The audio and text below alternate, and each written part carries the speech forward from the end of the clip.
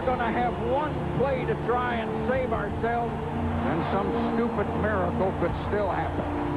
We will not quit. And there's a touchdown! Touchdown! My God, a touchdown! My God almighty, did you see what he did? Today, the long-anticipated rematch, with these two teams colliding at a crossroad in their seasons. The Bulldogs chasing their first conference title in 2 decades. The lone undefeated team remaining in the SEC. Though some have questioned their legitimacy, a victory today solidifies Georgia as frontrunners in the SEC East. So far this season, the Tennessee football team has seen it rain on their parade. A series of inconsistent performances has left the Volunteer Nation in shock. But in a show of incredible resiliency, playing with a renewed sense of purpose and pride, the Volunteers won a 6-overtime thriller last week to remain very much alive for conference honors. Heavenly intervention aside, today, Judgment Day in the SEC.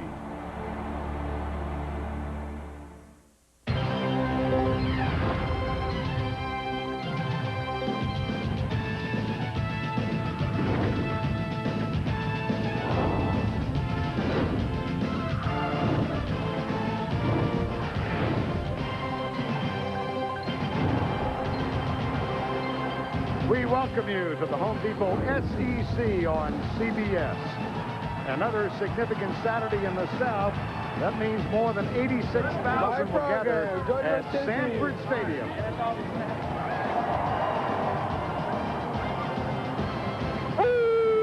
And visual evidence to the contrary, very little chance this will be a dog of a game. It's the SEC featuring the Tennessee Volunteers coming in with a 9th ranking and a 4-1 record against these men, the undefeated Bulldogs of Georgia.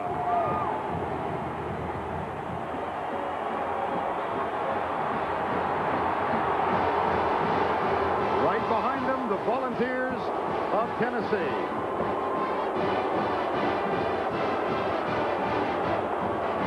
Important game in the East Division of the SEC. Georgia undefeated both in conference play and for the season. Tennessee 1-1. They lost their first game in the conference to the University of Florida. Good afternoon, everybody. Vern Lundquist along with Todd Blackledge. We welcome you to Athens, Georgia. The overriding question of this week for Tennessee, the health of quarterback Casey Clausen. Bruised shoulder in the 4th quarter of the win against Arkansas. He has not practiced yet this week. Will he or will he not play? Let's go down for the answer to Jill Arrington, who's with Philip Fulmer. Coach Fulmer, the question all week has been your quarterback situation. You told us it would be a game-time decision, and here we are. What's the status of Casey Clausen? Casey's just too sore. He wants to play, but ethically, I can't put him out there and put him at risk. There's a chance during the course of the ball game, a play or two that he needs to do. We might have a chance to do it. He did throw it well, but C.J. Leak's our starter. James Banks is ready. We'll play Kelly Washington a little bit as we get an opportunity to, and go with that. All right, Coach, thanks a lot. There you go, Vern. Okay, Jill and Todd, how does this affect things for Tennessee? Well, it really simplifies things for Tennessee. One of the great advantages that Casey Clausen had was his grasp of this offense and his ability to check off to things at the line of scrimmage. Now, he warmed up before the game, but I think this was more decoy than anything else. They want to get him back for Alabama in a couple weeks. So that means that the starter today is C.J. Leak. Now, C.J. Leak is a transfer from Wake Forest, and he was actually the starting quarterback there for 3 games as a sophomore in 2000. He had a serious knee injury and had his season cut short, transferred to Tennessee, sat out last year, and he has the best grasp of this offense. More athletic than Clausen, but pretty much a drop-back passer. But we'll also see true freshman James Banks out of Indianapolis and Kelly Washington, the receiver, both of those guys talented with the ball in their hands. Whoever plays quarterback, the burden is on the Tennessee offensive line, no question. True Tennessee football is to run the football, and 136 yards today won't get it. This group was coming into the season to be the strength of this team. They've got to set the tempo and establish the Tennessee run. Well, on the other side of the field, the Georgia Bulldogs are enjoying rarefied air, something they haven't done in 20 years. 5-0 at this point in the year, and they have featured a couple of men on either side of the ball. Yeah, on offense, it's Musa Smith. The tailback is really starting to get into a groove right now. He's a guy who battled through injuries last year. This year, He's really playing well. Last week, 21 carries, 126 yards, and it's his running that sets up their big plays off the play-action passing down the field. On defense, it's sophomore David Pollock, the defensive end. He is a playmaker. He has a great nose for the football, and he plays with a high energy level. It's his energy that the rest of this defense feeds off of. If Uga the Sixth is ready, that means the Georgia fans are ready. This game is all of our Saturday telecast brought to you in high-definition television. Well, these teams first met in the 1890s. They're only 208 miles apart. But this is only the 32nd meeting between the two, and only the second time both have been ranked in the top 10. Temperature 81 degrees, humidity of 62%, partly cloudy the forecast, and only a slight breeze. Georgia won the toss and deferred, so Tennessee will open this football game on offense. And Corey Larkins, who is having a terrific season as a kick returner, averaging 30.4 yards, is one of two men deep. Brett Kerouac kicks it deep. And it will be taken out of the end zone by Larkins. He's got room, and he's got a lot of room coming to the left, and then knocked out of bounds at the 30-yard line.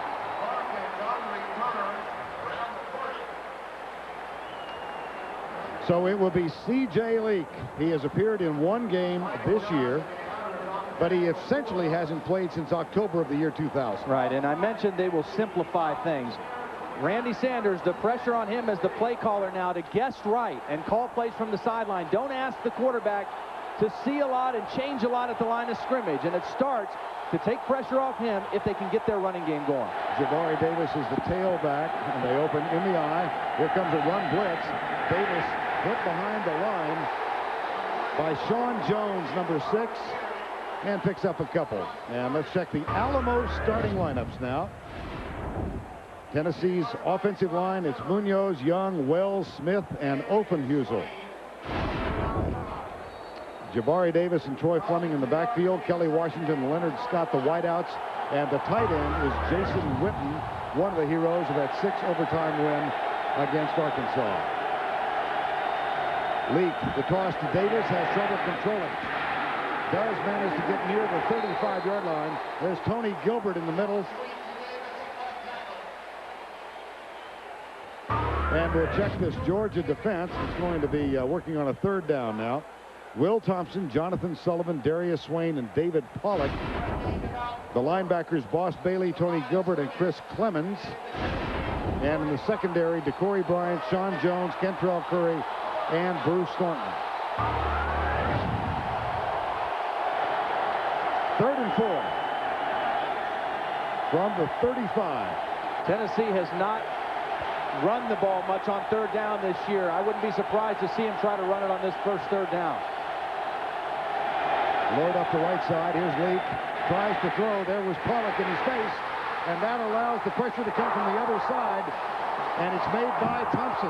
Will Thompson gets his 4th sack of the year. And credit Bruce Thornton for disrupting Kelly Washington, because that's where C.J. Leak wanted to go with the football. They wanted to get it to their best receiver, and Bruce Thornton in position, and Leak couldn't find him, just couldn't see him, and that allowed Thompson to make the play. And Dustin Colquitt is on to punt on 4th down. Tennessee leads the country in net punting. They've been very effective, but the ever-dangerous Damian Gary is back awaiting this punt from Colquitt, nice and high. And Gary drifts over, grabs it near the sideline at the 27. Little hurdle at the 43, out of bounds at the 44. He has 2 punt returns for touchdowns in his career, 1 this season. And the other one was last year in this game against Tennessee, 72 yards. David Green, redshirt sophomore from Snellville, Georgia. For the season, 58% when rounded off, over 1,000 yards, 9 touchdowns, 5 interceptions, and 13-4 as a starter. I like the way that Philip Fulmer described him. He called him an operator, and I think it's a great word because he is. I mean, he manages the game very well for a young quarterback. Bulldogs will open with 4 wide receivers and in the spread. That's Gary in motion, number 18. Green, the lefty, wants the screen pass And it's thrown behind Musa Smith. Incomplete. Let's check the offense now for the Georgia Bulldogs. 27-25 winners last week. Stinchcomb, Jackson Knight, Breedlove, and Kareem Marshall up front. And Musa Smith off his best game of the season. J.T. Wall in the backfield. Edwards and Gibson the wideouts, and the tight end is Ben Watson. And from the I formation now, Musa Smith the deep back. And Gary starts in motion. Here's the toss to Smith with J.T. Wall leading the way. Gets a block on Eddie Moore, and then the tackle is made out of the corner by Willie Miles, number 3. This Tennessee defense, they have been surprisingly susceptible against the run this year. Omari Hand, Rashad Moore, Braille Franklin gets a start, and Demetrin Beal. It's Moore, Peace, and Whiteside. They've had real injuries in the linebacker corps. Miles, Baker, Wilson, Jabril Wilson, and Julian Battle starts at right cornerback in place of Jabari Greer today. 37 from the 47. Blitz from the corner. It's Eddie Moore. Green has time. Incomplete. Intended for Reggie Brown, number 1. And the Bulldogs will be forced to punt. Both defenses with good 3-and-outs on their first possessions. And Georgia not able to take advantage of the good field position after that exchange. That's going to bring on Jonathan Kilgo. In his previous 3 years, averaged better than 40 yards per punt, but near the 39-yarder this year. Corey Larkins is the deep man. Rashad Baker normally back to return the punts. Here's Kilgo, and Larkins drifts over, lets it go at the 10. It'll come out to the 20-yard line following the touchback. 53-yard punt for Kilgo. It comes out to the 20. Neither team able to garner a first down on their first possession.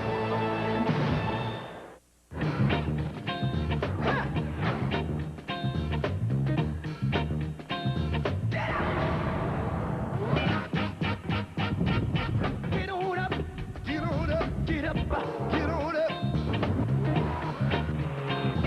You got to have the feeling.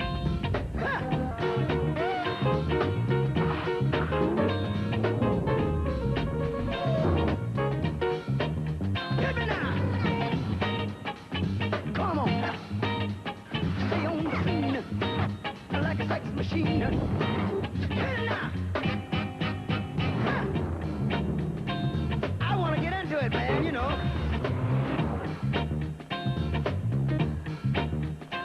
Right on, right on. Right on.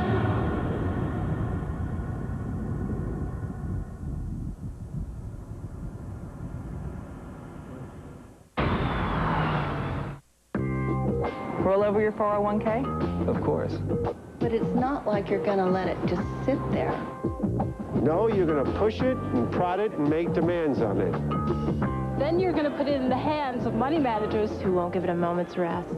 Yeah, you're going to roll over your 401k. You're just going to make sure it doesn't roll over and play dead. Call a Fidelity retirement specialist to roll over your 401k. Because you're not just invested, you're personally invested. Honey, are these clean? Yeah, I just did them.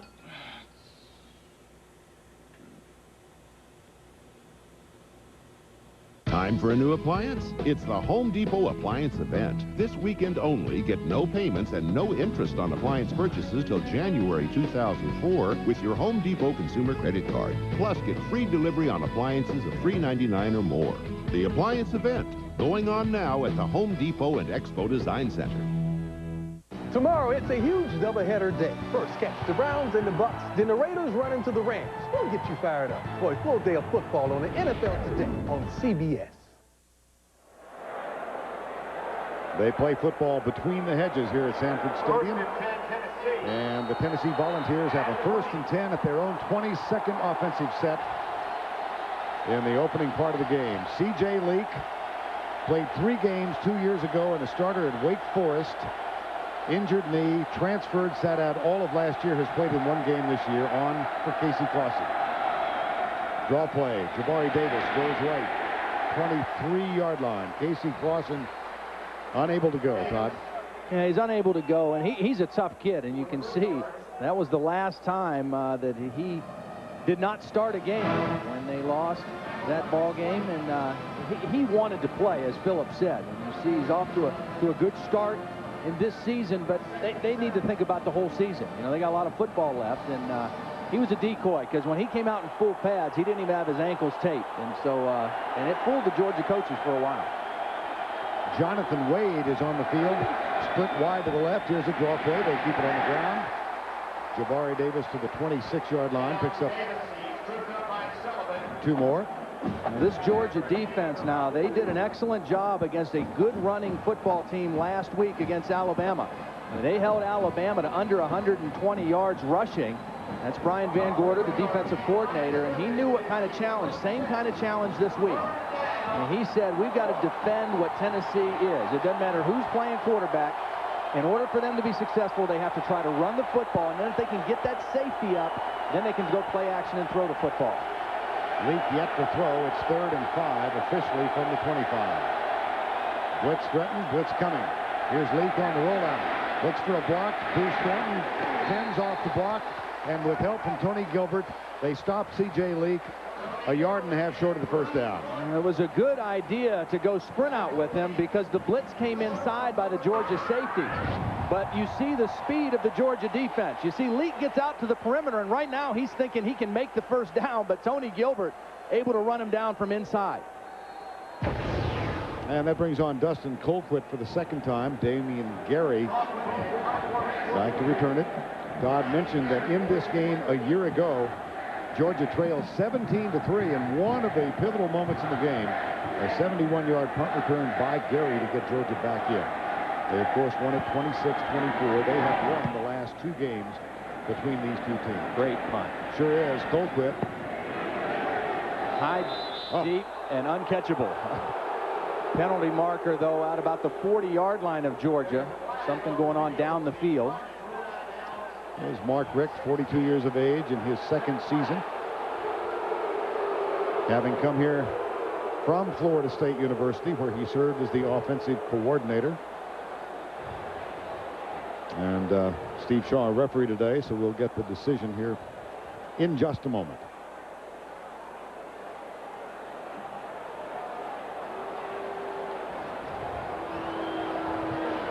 During the kick, illegal block at the back on the receiving team. Penalize half the distance to the goal from the end of the kick. It'll be 1st and 10. And Mark Richt talking about his first 2 years around in the SEC, and he said there is a passion here that is unmatched in any other conference in the country. Ask a child where they'd like to go on vacation, and most likely it's the same place you'd like to go. A place where families can make memories together.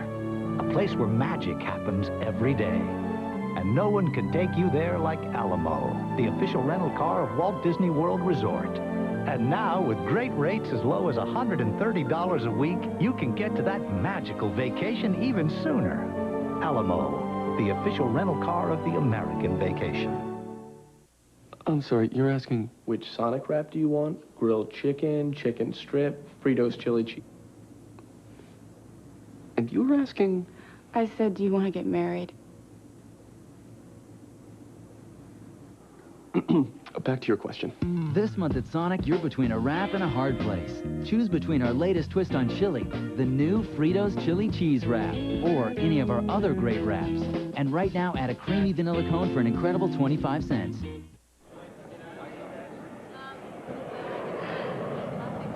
Sam, I'm at the airport. Hey, welcome back, pal. You remember that conversation we had? I sure do, buddy. Which conversation was that? The one where I said I don't do any ads. No ads. I really got to start writing things down. Sam, that's the only one, right? Absolutely. That's it. It was a one-shot deal. Sam! There might be 1 or 2 buses. Maybe. This cop is about to meet a lawyer who'll rock his world. On a scale of 1 to 10. He's an 11. I'm in as a litigator. Yeah, Jacqueline Smith on an all-new District, CBS tonight. Tim Brando in New York. Miami have been trailing 27-14, down by 6. Jason Gathers takes it in from 11 yards out after Willis McGahee had scampered 68 yards. Remember, wide right, wide right. This is wide left. Xavier Bethia misses the field goal that could have won it for FSU. Miami #1 and holding. Back to Vern. That is amazing. Unbelievable. That was the one area this year where Florida State thought they were very solid in their kicking game. Wow. Wide right, wide right, wide right, wide left. David Green, 1st and 10. No score in this one, 9:21 to go. Out of the gun on 1st down, Ian Knight is getting set to snap it back, and Green changing the play. 4-man rush for Tennessee. Deep left side over the shoulder of Reggie Brown. And incomplete. It'll be 2nd and 10. Doubleheader tomorrow. The NFL on CBS. Cleveland, Tampa Bay. Games in Houston, Cincinnati, and Indianapolis. Then in the late games, Oakland at St. Louis. Which team is undefeated there? And it all begins with the NFL today, tomorrow noon Eastern time. Vern, one of the things I think Tennessee is going to try to do defensively is to rotate people in as much as they can early. And this defense played 87 plays a week ago against Arkansas.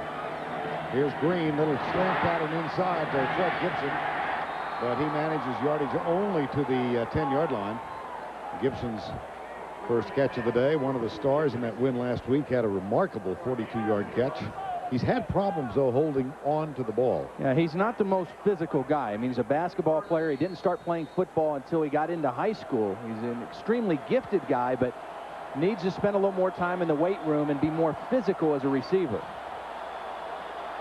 Matter of fact, the only member of the squad that he outlifted was Billy Bennett, the field goal kicker. He's going to hate that I brought that up. Yeah, he will. Here's Green going deep. He's got Terrence Edwards, 1st down out at the 33-yard line. Starts with time. I mean, you can't make this kind of a deep throw down the field if you don't get protection. And watch the 5 guys up front. Only a 4-man rush by Tennessee. So it's 5 on 4, plus they kept the fullback in. Excellent protection, and that allowed David Green to look deep to short. And he found Terrence Edwards on the sideline. Edwards with the catch. He's nearing in a mark as the all-time yardage leader in receptions for the University of Georgia. Out of the backfield left side, Michael Johnson. And that's another Georgia 1st down to the 50-yard line. A gain of 17.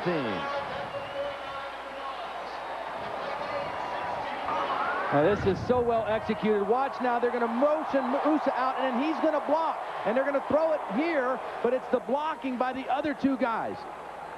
They get Terrence Edwards and Musa Smith out there leading the play. That's a well-executed bubble screen to Michael Smith. And again, Georgia with the no huddle. Green has it. Handoff Musa Smith. Trouble on the left side. He tried to go over John Stinchcomb, number 78. And Musa Smith, one of the reasons Georgia is 5-0 has been the durability of Musa Smith. He's been handicapped by injuries most of his career. Yeah, he has, and he's been healthy. They've done a good job of maintaining him. You know, he didn't really start full-speed drills until summer. Full-speed running, they've kind of eased him into it. When they played lesser opponents this year, they didn't make him play very much or carry the football, and so they've really been able to count on him in these big games so far this season. 2nd and 10. Again, a change by David Green. See, the no huddle by Georgia makes Tennessee keep the same people on the field defensively. They know they're tired. Blitz coming. Nice leaping grab. Terrence Edwards to the 35-yard line. He needed 36 yards to become the all-time leader in yards for the University of Georgia. He just did it. He has surpassed Bryce Hunter. Terrence Edwards. Well, Willie Miles was in coverage, and Willie Miles never saw the football, and it was an intentional underthrow. You throw that to the back shoulder and let your guy find the ball, stop, and go up. And meanwhile, the corner, he's just running for his life to try to catch up. 1st and 10. Musa Smith. And again, Tennessee waiting for that play. Musa Smith to the 37-yard line. Well, Edwards making amends for a very disappointing season last year. He's got the UGA career touchdown record at 24, most 100-yard receiving games, 2nd in the number of receptions to Bryce Hunter, The only game in which he has been blank during his career was last year's loss to Florida. 2nd and 11. Smith. Nice spin move. Down to the 31-yard line. It'll be 3rd. That's the bread and butter play of Georgia. I mean, the sprint draw, that is their play. They give the ball deep to Musa in the I formation. He follows the block of his fullback, J.T. Wall, and that's the same action that sets up their big passing plays down the field. 3 wide receivers on 3rd and 5.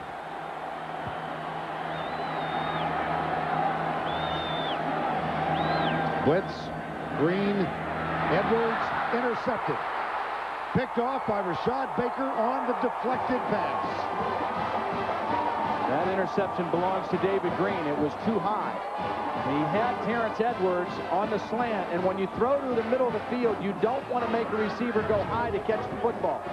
If anything, throw this thing down and away and let him go to the ground to catch it. Don't make him jump in the middle of the field. The ball's tipped, and Rashad Baker comes up with the interception. A big turnaround for the Volunteer defense. Tennessee has the ball when we come back.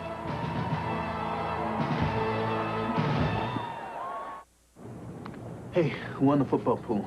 Suzanne in marketing. Again? Yeah. She got them all. She picked an 0-10 dog over the #1 team of football? Yeah. I gotta know, man.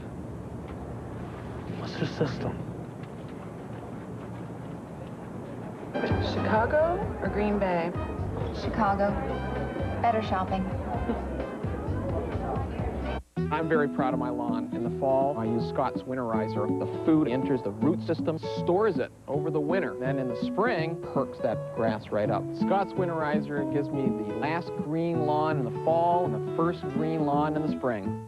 It's the fastest-selling DVD ever. Watch out for this guy, Mike. Don't worry about it. I know this guy. Played Little League with him. He's got strikeout written all over his knees. The #1 DVD and video of the year is a guaranteed home run.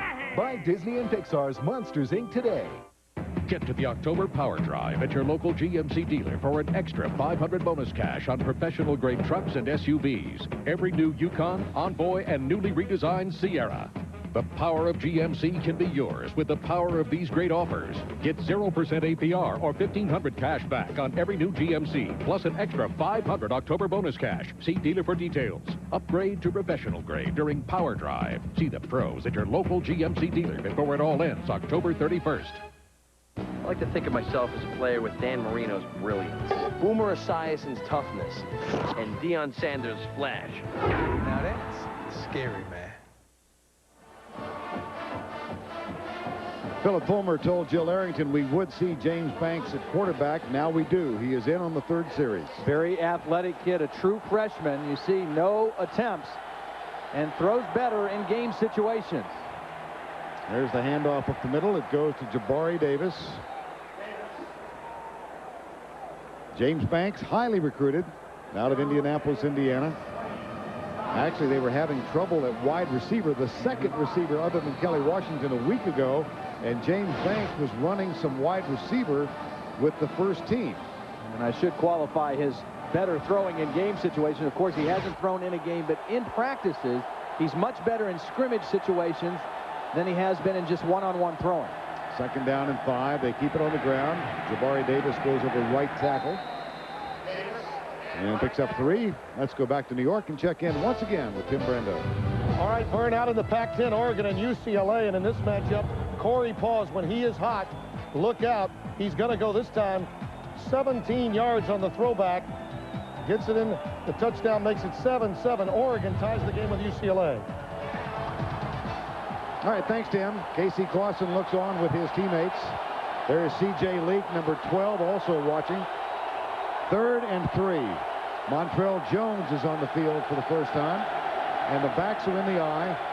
Draw play. Davis. I don't think he got it. No, and the safeties for Georgia, I mean, they are anticipating run every time. And so they are getting those safeties up in a hurry. And take a look at these safeties. That's Sean Jones right there. He's a safety. He's not a linebacker, but he's up in there anticipating run, and it's just one more guy than Tennessee can block.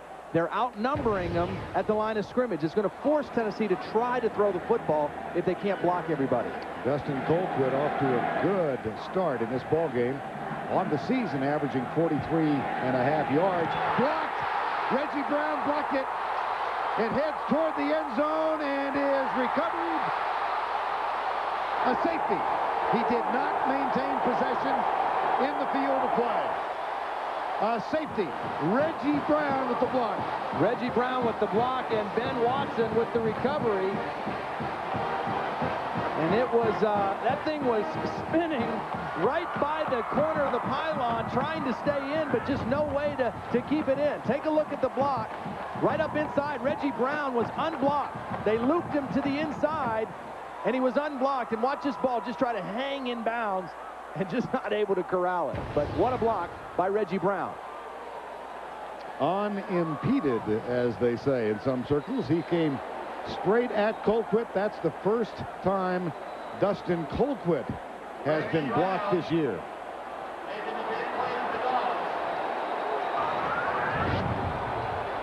Reggie Brown, they looped him, and nobody was there to pick him up. Excellent design by the Georgia special teams to get a man free coming up inside. Watch Reggie Brown come out and then loop inside, and nobody blocks him. He starts on the line, he takes a step back, and then he loops in, and nobody is there to pick him up.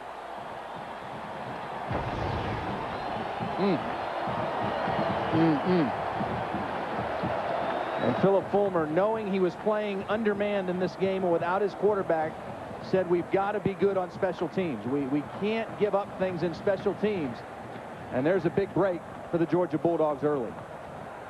2-0 Georgia. Free kick to be taken now by Tennessee. Brett Gibson, Terrence Edwards. Wait the kick from the 20. Well, that is the 4th special teams touchdown this year. Score. Touchdown. Philip Newman kicks it off. Gibson at the 14-yard line. He had a 91-yard kickoff return to open the season against Clemson. And he gives Georgia a 1st and 10 at the 30-yard line. First score of the game just occurred before this sellout crowd of 86,000 plus as Dustin Colquitt had his first career punt blocked. And it was blocked by Reggie Brown. Out of the end zone for a safety. And a 1st down and 10 now for Georgia with a 2-0 lead. One of the changes that Tennessee made this week, moving Julian Battle out to corner. He's a bigger guy going against Fred Gibson. Looks like Green might have tripped as the exchange was made. Follow top 25 games with complete play-by-play information. Just click on NCAA football at CBSSportsline.com or on America Online. Enter keyword CBS Sportsline. Loss of 5 last play, 2nd down and 15. Excellent penetration by the Tennessee defense on that last run play. Play fake. Green comes left. Nice move by Terrence Edwards. Boy, he whipped Julian Battle on that one. And what that is a case of is a guy who's used to been playing inside as a safety, and now he's out at corner, and he got kind of lost in space right there. Dr. Smith, you know, he's out there, and he's not real sure how to get to the football, and David Green slips it right in between Battle and Rashad Baker for the completion. Terrence Edwards having a big day, and he is now the all-time leader in Georgia history in yards in a career. Reggie Brown back on the field, motion. And Rashad Moore pulled off sides, and again, that's a mental mistake because he is right next to the football, and he should just watch the ball, but he's not looking at the ball. He's listening to the quarterback. And, you know, there's very few guys on the defense that can actually hear the quarterback, but he's one that can because he's right there close. All sides on the defense. 5 yards from the previous spot.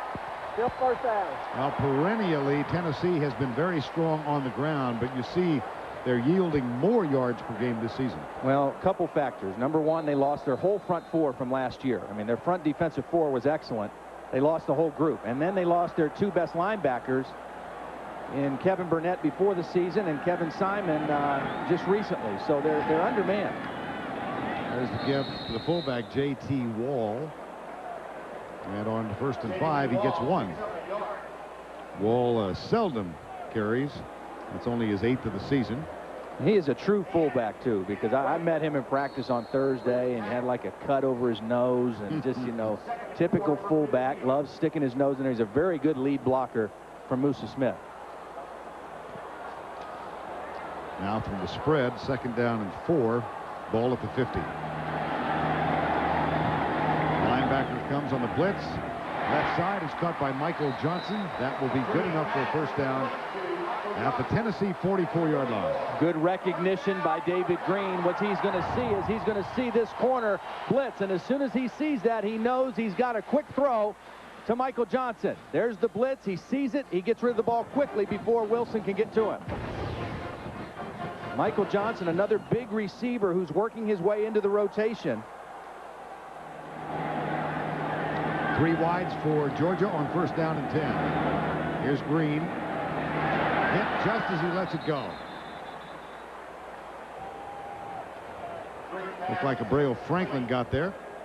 And let's check in now with a DuPont virtual playbook. Well, the Georgia sprint draw is their bread and butter. Now, it's a play that's a little unique because they block it strong side and they start the action like they're going strong, but they want to bend it back. So the key block is the fullback, J.T. Wall. Watch the action start strong and it goes back weak. Now, at this point, Musa, he just finds daylight. Wherever he sees a crease, he runs the football. But that is their bread and butter play, and it sets up their play action. Here's Tony Milton. And that was it. Yeah, that was it. Stuffed. Nice timing. Yeah, good timing and good defense by Tennessee. You drew it better than they ran it. Yeah, they didn't execute it as well that time, and part of that is the Tennessee defense. Watch the penetration up front. These guys getting the push on the inside, and it just makes it tough to run that play. Robert Peace on the blitz, and he gets there and kind of blows it up along with Abreu Franklin. John Chavis, defensive coordinator, came out of the booth at halftime. At home in a monsoon. In the game that they lost to Florida, said it's the first time in 7 years that he spent games down on the sideline. He likes it now. He can look his players in the eye. 3rd down and 14. Pressure coming. They got Green. Eddie Moore came on a blitz. It's not a sellout blitz, but they get enough of an overload to where Eddie Moore comes in free. And Tennessee likes to move people around, and here's Eddie Moore right here, and he's just going to come on the blitz, and nobody picks him up. It's not a full-out blitz, but it's enough to occupy the Georgia lineman. Good defensive stand by Tennessee, and right now it's kind of like a boxing match. You know, it's field position and kicking game and defense. Jonathan Kilgo and Corey Larkins will let it go, and it does go through the end zone. A 53-yard punt for Jonathan Kilgo. Now let's go back to New York and check in with Tim on Texas, Oklahoma. All right, Vern, the Red River rivalry, and Chris Sims finds an injured Roy Williams, really playing on a leg and a half, gets it down to the 1-yard line, which leads to a Sims plunge, his first touchdown against OU. Back to Vern and Todd. All right, thank you, Tim. I don't know if there's more pressure on any single football player in college football than on Chris Sims. I mean, and in this game, in that game against Oklahoma, good to see him getting off to a good start. Tennessee trailing by 2, 1st down and 10. James Banks still in the quarterback. He'll throw. Nice fake, lobs it out, overthrows his intended receiver, Kelly Washington. Tennessee is getting nothing done running, so they finally come out and throw. Now watch, it's a bootleg. They're going to fake the run. He makes a good fake. He's in position now. He's got his man, Kelly Washington, just too much air under the football. I mean, Kelly's a big receiver, but he's not that big. Kelly Washington, and we expect to see him at quarterback before this game is done. Well, they got to figure some way to get the ball in his hands. If they can't throw it to him, then they might as well put him at quarterback, because they can't win if he's not a factor. The 2 big playmakers for Tennessee are Jason Witten and Kelly Washington, and neither one of them's had their hand on the ball yet. That's Witten, who's in motion. Troy Fleming, the fullback, feints to his left, keeps going forward, and picks up a few out to the 23-yard line, perhaps the 24. Really impressed with the Georgia run defense. I mean, I said the same thing last week against Alabama. They're not an overpowering defense. They're not an overly big. They do have some depth. They're able to rotate some guys in there, but they're very fast. And Casey right now, you know, he's saying, golly, if I was in there, we could be mixing it up. We could be throwing it a little bit better, but they're only down 2. That's the end of the first quarter with the score 2-0. Georgia will return to Sanford Stadium right after this message and a word from your local station. Get to the October Power Drive at your local GMC dealer for an extra $500 bonus cash on professional-grade trucks and SUVs. Every new Yukon, Envoy, and newly redesigned Sierra.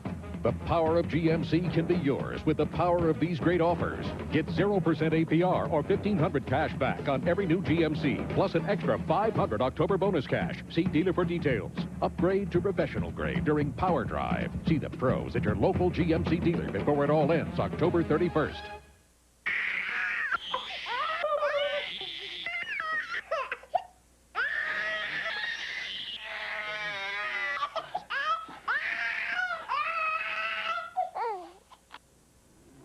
DuPont Stainmaster carpet with new Tactest fibers is so incredibly soft.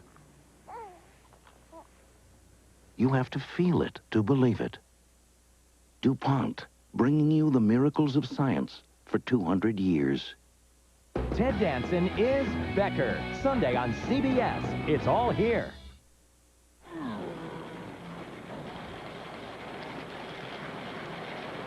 Wow.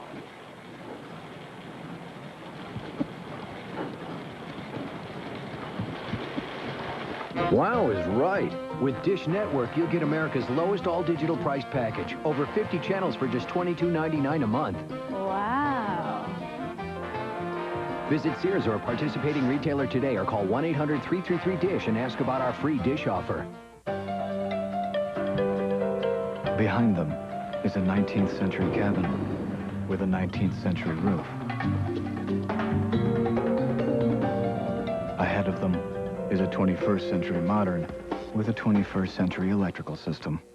But right now, life is perfect, thanks to a clear sky, a smooth ride, and the electronic four-wheel drive, 260 horsepower Acura MDX. Max Cleland wants you to think he supports President Bush. The truth? When President Bush needs Max Cleland, Cleland votes with Ted Kennedy. Cleland has voted with Kennedy 85% of the time. Take tax cuts. When President Bush needed his support on the original tax cut, Cleland voted no. But that's nothing new. Over the last 5 years, Cleland voted 116 times for higher taxes. Call Max Cleland. Tell him the president deserves Georgia's support. Dharma and Greg, Monday at 7 on WGCL, CBS Atlanta. Back for the start of quarter number 2. Tennessee trailing Georgia 2-0. Vern Lundquist, Todd Blackledge, Jill Arrington, James Bank. And at quarterback, he has thrown once. C.J. Leak with the start in place of the injured Casey Clausen. And Tennessee still looking for its first down. It's third here in quarterback draw. Banks, flag is down. This one might come back. Yeah, this was a tackle on Scott Wells, the center. I mean, it was right in the middle of the action. And it was a tackle on Jonathan Sullivan, and that one's going to come back. So Wells guilty of the hold as Sullivan got close. 2-0 University of Georgia. Casey Clausen, in case you didn't join us at the top of the hour, out with an injured shoulder and will not play today. It really has affected them. Yeah, it's really limited their play calling. 12 plays for Tennessee, only 1 pass, and they haven't done anything running the football, really. 17 yards running the football. So a difficult situation. Casey Clausen trying to do all that he can to help out the other quarterbacks, C.J. Leaks, and now the true freshman, James Banks. But this is the situation that you want to avoid with a young quarterback. 3rd down and 16. Georgia hasn't been adept at running the ball, but they do have the only score in the game. 3rd and 16. James Banks just needs to be smart with the football right here. I would expect another run. Your defense is playing good. Run the football. Draw play again. Derek Tinsley. And Tinsley picks up the 1st down. My goodness. Not only run it, but get the 1st down running. How unlikely. And you know Georgia's thinking run, but Michael Munoz and Jason Respert on the left side. You see Sullivan runs himself out of the play, and then great blocking by Munoz and Respert on the left side. And that's the kind of running play that Tennessee needs to get going. Derek Tinsley, a homecoming of sorts. He played his high school ball at Marietta, Georgia. He's been used more as a receiver in the slot this year than as a running back. That is only his 14th carry of the season. First down and 10. Here's a play action, and Banks rolling right. He is belted by Tony Gilbert, but hangs onto the ball and is down at the 46-yard line. And that's the thing you worry about with a young quarterback who's a great athlete. When he gets out there in space, you know he can make plays, but does he know to protect the football? When he gets out there, he doesn't see a receiver, so he tucks the football away, gets a good block from Jason Witten on Boss Bailey, and then here comes Tony Gilbert. But Banks did a very nice job of protecting the football. And how big was that third down play? I mean, Tennessee, you know, they were going to have bad field position again. Now they're out to the 45, and they call timeout. And they do have to use a timeout, stopping the clock, looking at a first down and 10. Hey, hand me that there, wrench? Yeah. Oh! What do you think? I got that insurance or something? What? It puts money in your wallet in case you're like, flat on your back. What? Never heard of it. Well, you can get it at work. Get what?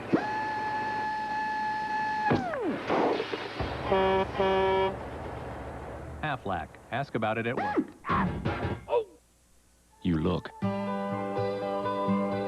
You stare. You hold your breath. Your pulse races. Is it the clarity? Is it the performance? Is it the sleek design? Flat panel high definition television by Samsung. It's digital temptation, and everyone's invited. Taco Bell's grilled steak taco tastes so authentic, you may pull a grilled steak switch out. So you like carne asada steak? Yeah. Great. Got some out on the grill.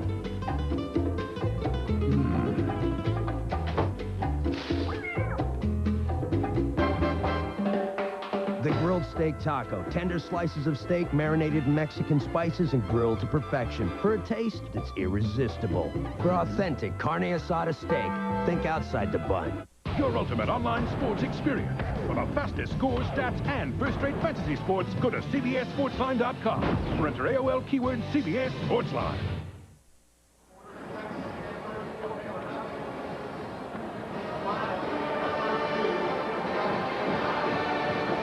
Volunteers picking up 32 yards in the last two plays. The big run by Derek Tinsley on third down. And Gerald Riggs, true freshman, who's carried only 5 times this year, is in a tailback. A very familiar name, of course, his dad. Great star in the NFL. First down, reverse. Kelly Washington going to his left, and he is all by himself. Looks for downfield help. Spin move. He picked up 12 yards in the first down. So you got to find a way to get his hands on the football. I mean, he's too good of a player and too big of a difference maker that you got to find a way to get him the ball. Now, here he is down here. They're going to fake inside and get him the ball in a reverse. You haven't been able to throw it to him effectively. Give it to him on a reverse. Chavis Smith with a nice peel-back block. And Tennessee with another good play on first down. Now, Kelly faked the throw. I think that was just a fake to kind of make the defense stay back on the receivers. And then he protects it at the end. Washington will sit out a play. He did pick up the first down. You mentioned when Riggs was in the game. This is more of a game that's set up for him because he is a very talented runner, but the problem from him has been picking up the pass protections and all the checks at the line of scrimmage that Casey Clausen liked to use. Now there's none of that with a freshman quarterback, so you put your best runner in the game and hope he can make a play. 5'11", 217-pounder, and he will get the handoff, heading left, gets a block from Witten, and Riggs spilled after a gain of 3 yards. And let's check in down on the sideline with Jill Arrington. Well, Vern, this certainly isn't the way Coach Fulmer wanted to come into this Georgia game. One of the biggest games circled on Tennessee's calendar, having lost it in the past 2 years. 8 key starters are either out or very questionable for this game. 4 of their best defensive players are out. The leader of their team, Casey Clausen, is out.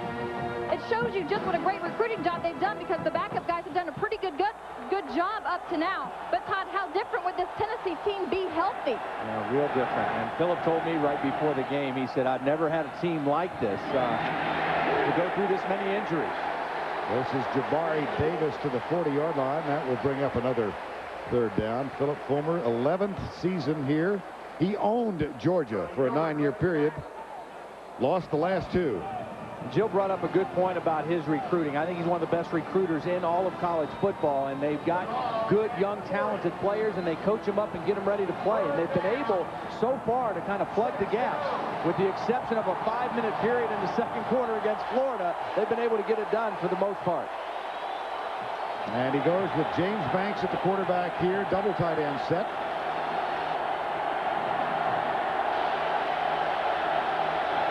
Third down and 5. Throwback, screen pass, a little high, but caught, but no gain. Kelly Washington down at the 45-yard line. You see, the high pass is why Georgia was able to stop the play.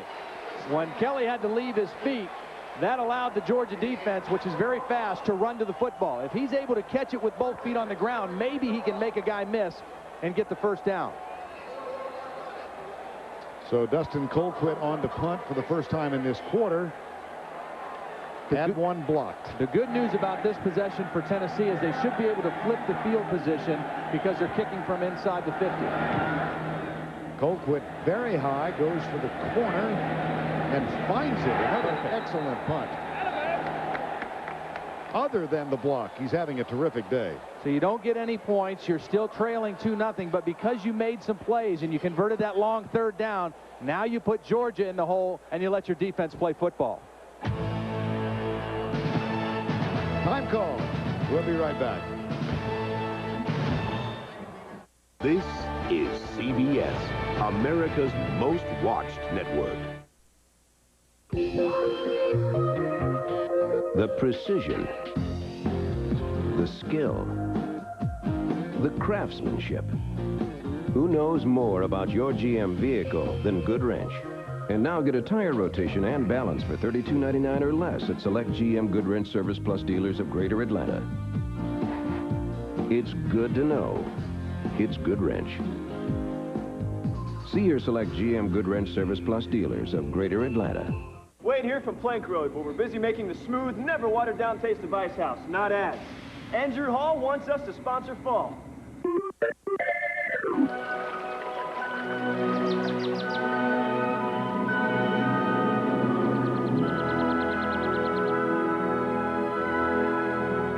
Ice House, the official sponsor of fall. Wow, how you follow that? With winter.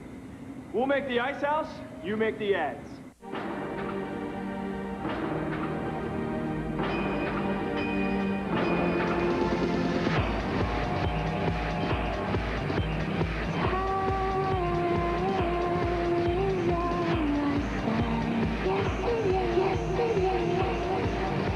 The story remains the same, yet the story is always changing. Introducing the all-new E-Class.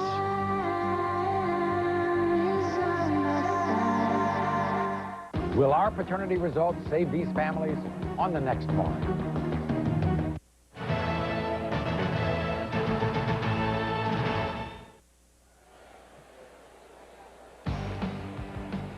Monday on CBS. He may be the king of comedy, but when Kevin James tries out for a semi-pro football team, things could get ugly. Don't miss a hard-hitting King of Queens Monday at 8 o'clock, 7 Central on CBS, America's most watched network. Funny show. Funny guy. Funny guy, Yeah. funny show. Not funny field position for the Georgia Bulldogs, though, for the second time in 4 possessions inside their 10-yard line now. Musa Smith has been held in check. 5 carries, 3 yards thus far. He's the high back. Green will throw. Pump once. Boy, he had a lot of time, and there's a mix-up on the route with Edwards. No, it wasn't. What happened was they tried to go hitch and go and fool Willie Miles, and Willie Miles didn't bite on it. And so then David Green really didn't have anywhere to go with the football.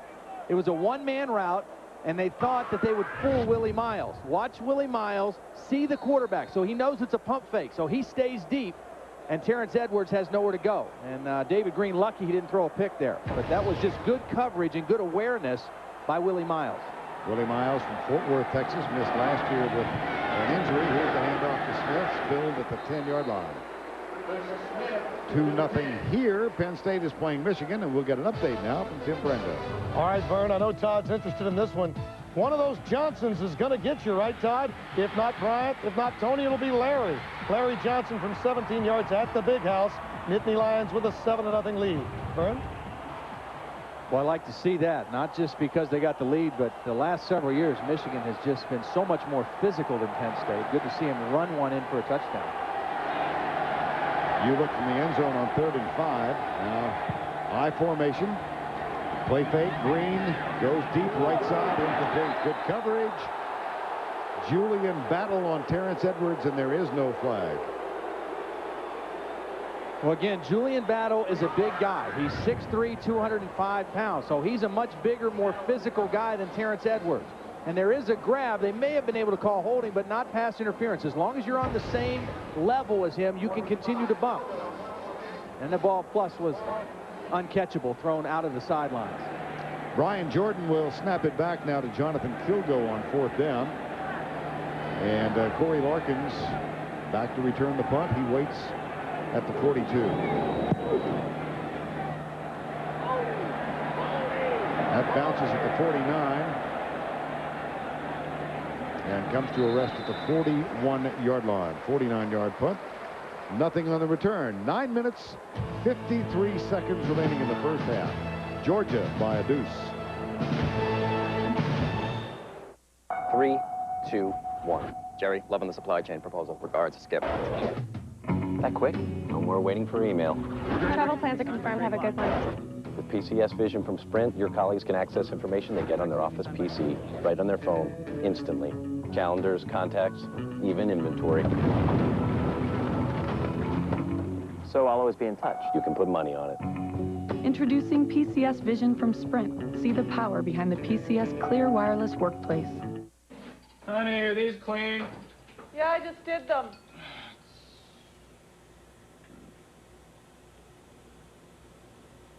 Time for a new appliance? It's the Home Depot Appliance Event. This weekend only, get no payments and no interest on appliance purchases till January 2004 with your Home Depot Consumer Credit Card. Plus, get free delivery on appliances of $3.99 or more. The Appliance Event, going on now at the Home Depot and Expo Design Center. Miami beats Minnesota in ice hockey.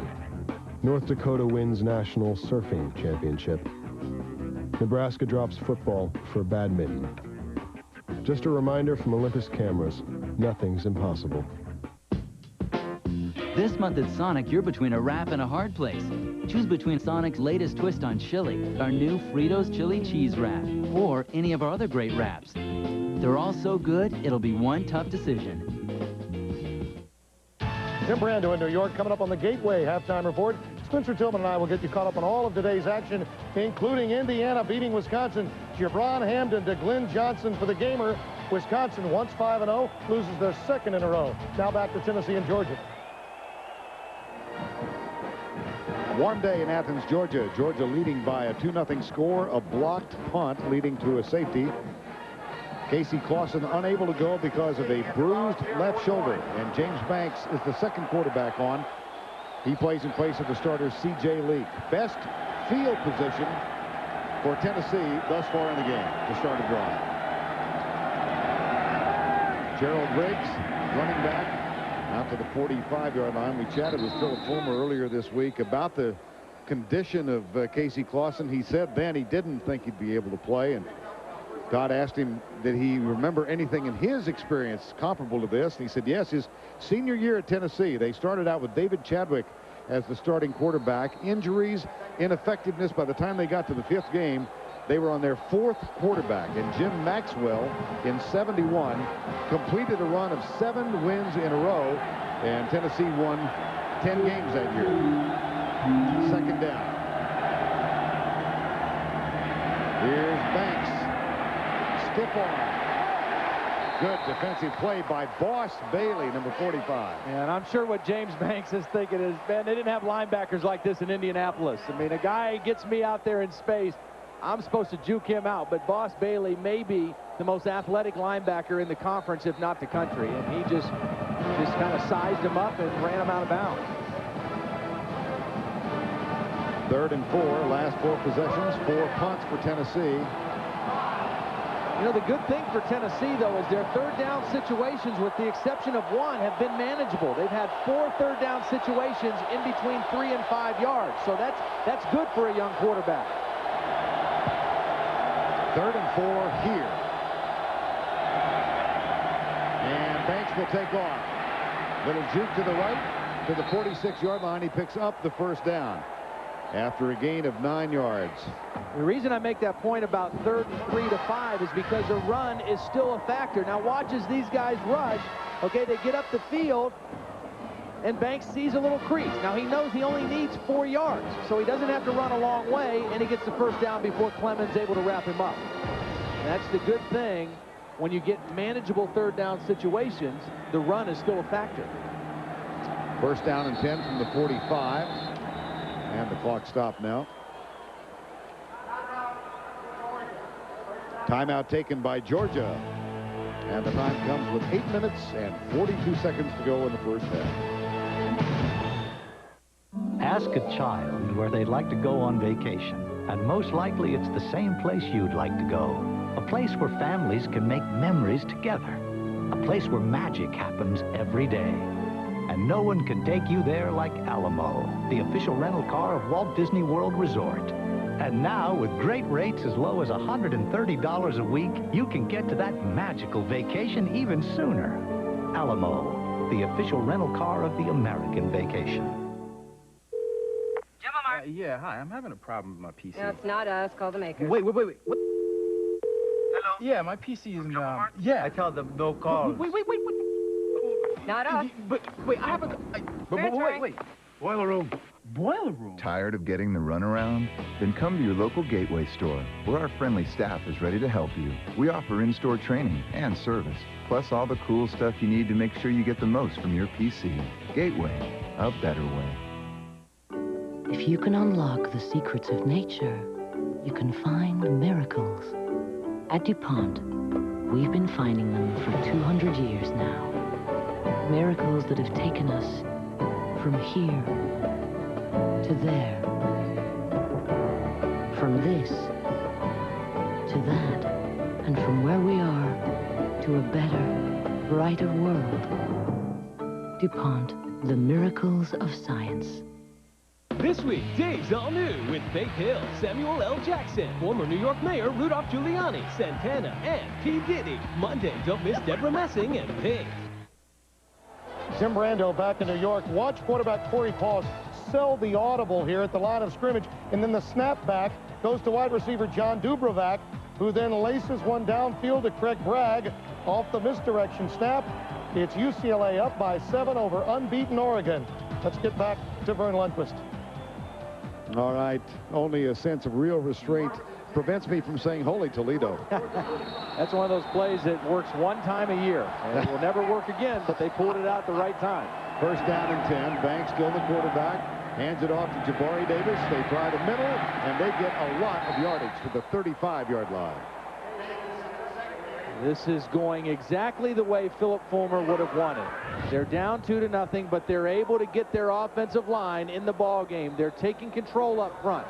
This is Tennessee football. Power running with a power running back, Jabari Davis. And not only, they're eating up time and they're resting their defense. Michael Munoz at the left tackle spot. Among the injuries sustained by this bunch, he broke his right hand in practice on Tuesday. Just wrapped it up and said he'll play. His dad,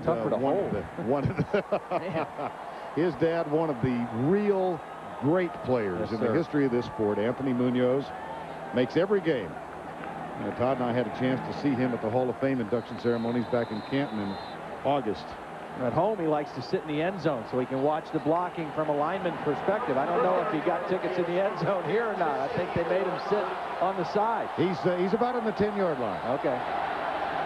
Not the best, but not the worst. Not as good as ours. First down and 10.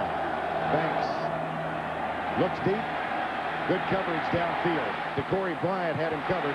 Now Banks trying to improvise. He's in real trouble. But he made something. He got back near the line of scrimmage. And now one of those highly anticipated moments in each of our broadcasts on Saturday afternoon. But this one is very special. It is time for the Aflac bonus question. No, it's not the bonus question. I thought it was. We're having vocal and mechanical problems.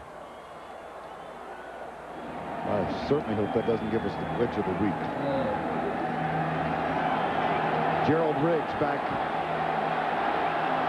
on the field. Second down and 11. Loss of 1 on the last play. Riggs going left. Good block from Jason Witten. Outstanding block. I mean, he is a big, physical, athletic guy, and that time they kind of put him in a fullback position.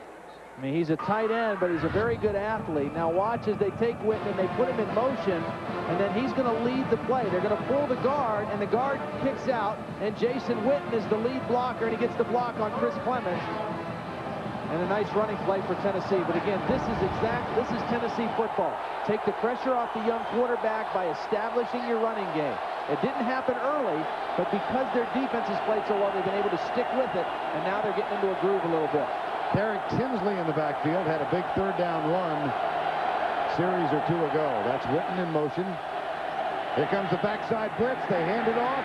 Little toss underneath, and that is not enough for the first down at the 26. So decision time for Philip Fulmer and Randy Sanders here. I don't think it's any decision. Kick the football. You know, you not only do you get 3 if you can make this, but you take the lead 3-2. Alex Walls, among those injured, pulled a quad in warm-ups in the Florida game. So Philip Newman is on to punt, or rather on to try the field goal. Newman, a 6'1" junior transfer from Marietta, Georgia.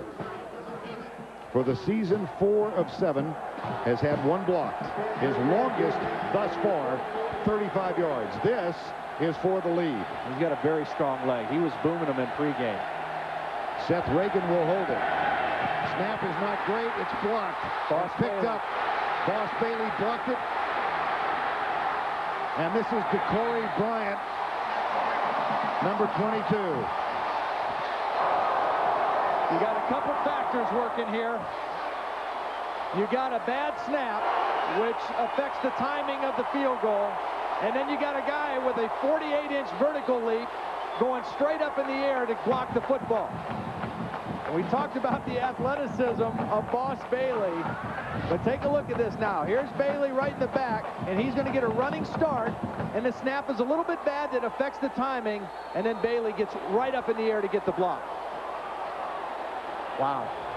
Special teams for Georgia strikes again.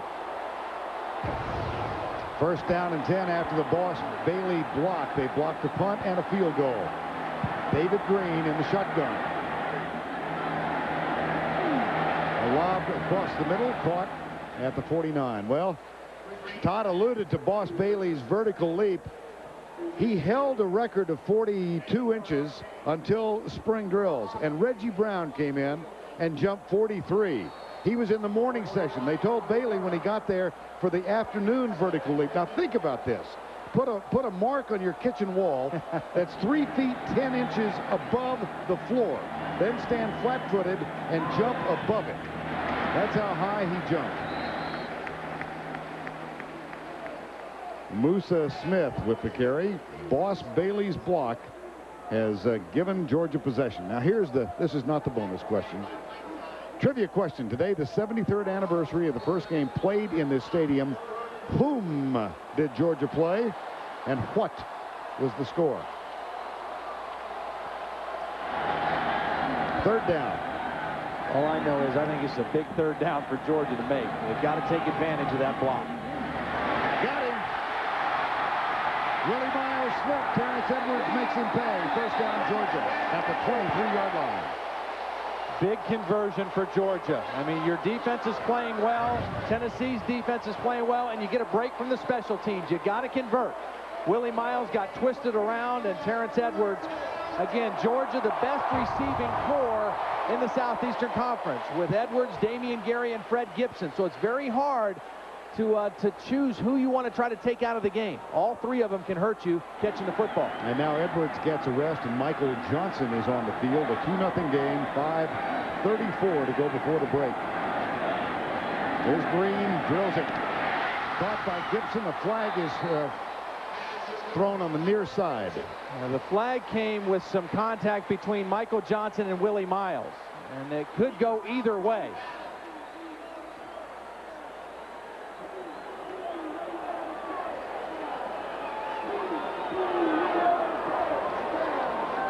And Green looks at the side in the huddle taking place at the 15-yard line.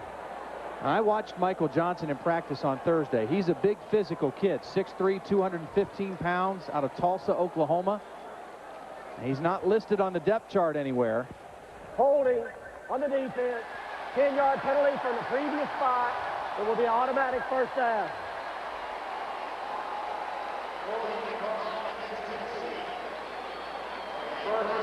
Here's a replay away from the action. They threw the ball the other side, and here's Willie Miles getting a hold of the big receiver, Michael Johnson. It's a mismatch size-wise for Georgia, but away from the action, and Georgia still with first down inside the 15-yard line now. Ball spotted at the 13.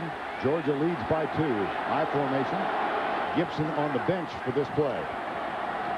Draw play, Musa Smith. Boy, tough yards running. Nothing easy. Tennessee's defense, it's amazing really when you consider that they played a 4-hour game last Saturday night.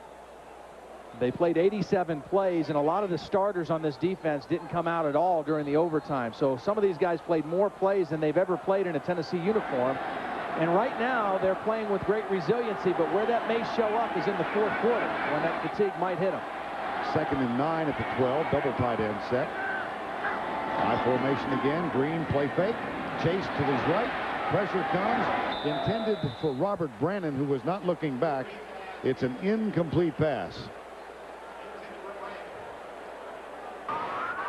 This was an ugly looking play, and Mark Richt, I'm not sure he knows what David Green was doing. Why are you throwing it to him? He's blocking. 3rd down. David Green had a terrific first season as a redshirt freshman a year ago. Grew up near here. Began this season in a battle with DJ Shockley. In the first 2 games, he gave way to Shockley. Then in the South Carolina win, game 2, Shockley injured a foot, broken foot. He might be back next week. 3 wide receiver set on 3rd and 9. Play fake again. Nope, handoff up the middle. Now this will position them for Billy Bennett's field goal attempt. David Green, and no bigger game did he play than the win in the come from behind in Knoxville, 26-24. But just had a superb season. He really did, and enjoyed visiting with him on Friday. Really nice kid, and I think starting to get more and more comfortable again this season. You know, sometimes they call it the sophomore slump. You know, it's hard to measure up when you had such a good first year as a starter. Tennessee calls timeout. Philip Fulmer was not pleased with the personnel he saw.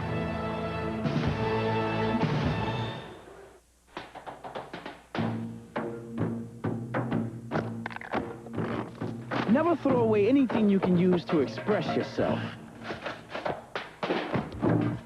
including your unused minutes.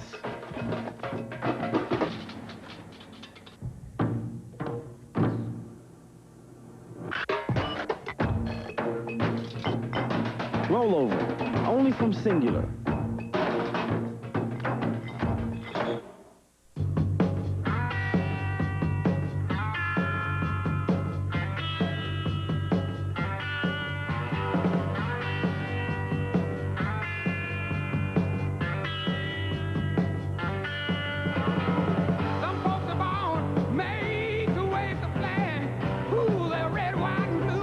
New 5-star denim from Wrangler. Wrangler, real, comfortable jeans. The NFL Today's Jim Nance, Dan Marino, Deion Sanders, and Boomer Esiason use their expertise to select their picks and deliver the Unisys top performers. The NFL Today, Sundays at noon. During the timeout, Mark Richt and David Green having a more or less casual chat on the bench. Billy Bennett is on to attempt the field goal from 27 yards, 2 game winners this year against Clemson, and again last week in the win at Alabama. Jonathan Gildo holds it, and Billy Bennett, who is one of 11 young men who grew up in the classic city of Athens, Georgia, to play for the Bulldogs this year, knocks it home and gives Georgia a 5-0 lead. Your British sailor circa 1740 knew that citrus fruit could prevent scurvy. Now that's got to be the only conceivable reason a man would put a lime in his beer. Then again, how bad can scurvy be? A certain amount of risk goes hand in hand with living. The high life. Miami beats Minnesota in ice hockey. North Dakota wins National Surfing Championship. Nebraska drops football for badminton. Just a reminder from Olympus Cameras, nothing's impossible. Why do I rent from Enterprise? For more cargo room. More people room. Or more headroom. Enterprise. So easy it's like having a second car. Or third. Pick Enterprise. We'll pick you up. No, it's not a country club. It's a workplace like none you've seen before. Is it really as good as it looks? No, it's better. 60 Minutes, Sunday. Georgia, a blocked punt that led to a safety to give them a 2-0 lead, then a blocked field goal that ultimately led to a little distress on the part of Smokey. It's 5-0 here. A nice second and third down stand by the Tennessee defense to keep Georgia out of the end zone. They're still only down less than a touchdown. And again, for Philip Fulmer, this is exactly what he needed for his team, for a new quarterback, a freshman, James Banks. Keep it close. Let your running game still be a factor. Corey Larkins, again, averaging better than 30 yards per return. He has not returned one for a touchdown this year, but has a long of 70. And here's Brett Kerouac. This one taken at the 4 by Larkins. Comes to his right and goes back to the left. Tackle made at the 23-yard line. Now let's take a look at the SEC moment presented by Sonic, the debut of a guy named Herschel Walker at Georgia. After Tennessee jumped to a 15-0 lead, Walker 2 touchdowns. You think Bill Bates will ever forget that play or wish that he's never reminded of it? Walker ran over Bill Bates. Georgia went on to win the game 16-15 to jumpstart to their national championship season. 16-15 in that one. First and 10. Banks finds his receiver, who then proceeds to drop the ball. That was Leonard Scott. Well, that's been Leonard Scott's MO his whole career. Great speed, great track guy, inconsistent catching the football. And, you know, he's got to make that catch. You've got a young quarterback. You're trying to play it close to the vest. You call a pass on first down, and you do everything right except catch the football. A track man who is playing football. Second down and 10. Don't forget the Gateway halftime report with Tim Brando and Spencer Tillman. Scores and highlights on this very significant day in college football. Here's Banks rolling to his right, tucks it. He'll run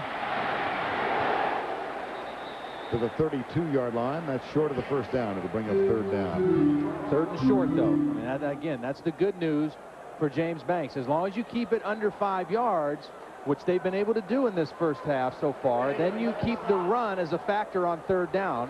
And Georgia can't be too cute and too aggressive in coming after the quarterback. Randy Sanders, former quarterback at Tennessee, offensive coordinator, stands in front of Casey Clausen. Bruised shoulder. They have an open week next week, and the hope is that Casey Clausen will be ready for the Alabama visit to Knoxville on the 26th. Jonathan Wade is in at wide receiver. Play action. They lob it out to a wide open running back, Troy Fleming. And the fullback gets loose. One reason he occupies that spot, he's great coming out of the backfield. He's an excellent receiver, and everybody in Sanford Stadium thinking run on 3rd down and short. And a nice call by Randy Sanders. Watch all these guys react to run. Everybody's thinking run. Let's stop the running play. They bring the safety up. A nice play fake by Banks, and nobody picks up the fullback, Fleming. And Tennessee with good field position and a new set of downs. That wasn't the easiest catch either for Troy Fleming. That's a gain of 25. Washington and Wade are in the lineup now. 1st down and 10 at the 43. 5-0 with 2:24 to go before the break. Again, the rollout. Banks down to the 36-yard line. Well, time to answer our Aflac question of the day. The 73rd anniversary of the first game played here. Whom did Georgia play? Well, the Bulldogs and the Bulldogs. It was Yale. And Georgia prevailed by a count of 15-0. And that was just prior to the... Oh, my goodness. Puck is getting a little ugly. I bet the Ducks get wet. Hug have been known to slobber a little bit. Here's Banks. Chased by Boss Bailey. Got some running skills, doesn't he? And all of that for a 2-yard gain to the 35. A 2-yard gain, but it takes a little steam out of the Georgia defense because they're running around chasing them. And this is what James Banks gives to you. I mean, his ability to create. He was an excellent high school football player in Indianapolis, was 42-2 as a starter, led his high school team to 2 state championships. There's a little hold by Jason. Look at Tony Gilbert pleading his case. Man, this guy will not let go of me. I mean, this isn't dancing out here. This is football. 3rd and 3, a 5-0 game. Tennessee has to use their last timeout. Again, you don't have Casey Clausen who can handle the managing the offense at the line of scrimmage. Tennessee's got to call timeout. Honey, you remember when we bought this house, you said we'd remodel the kitchen? Vaguely. See, the problem is I just don't have the time. We can take care of the installation for you. Can? Countertops and cabinets. What about tile floor? Well, sure. Floors, garage doors, even a roof if you like. Guaranteed? Absolutely. I could have done this. I could have.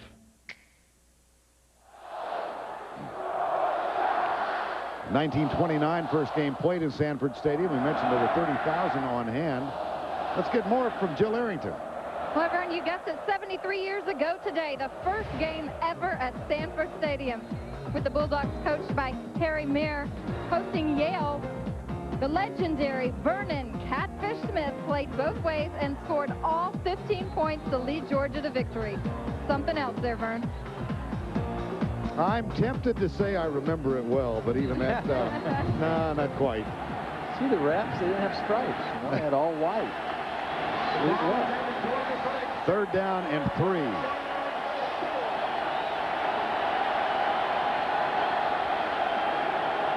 Another time to take a look at Troy Fleming now. He's in the backfield and an excellent receiver coming out of the backfield.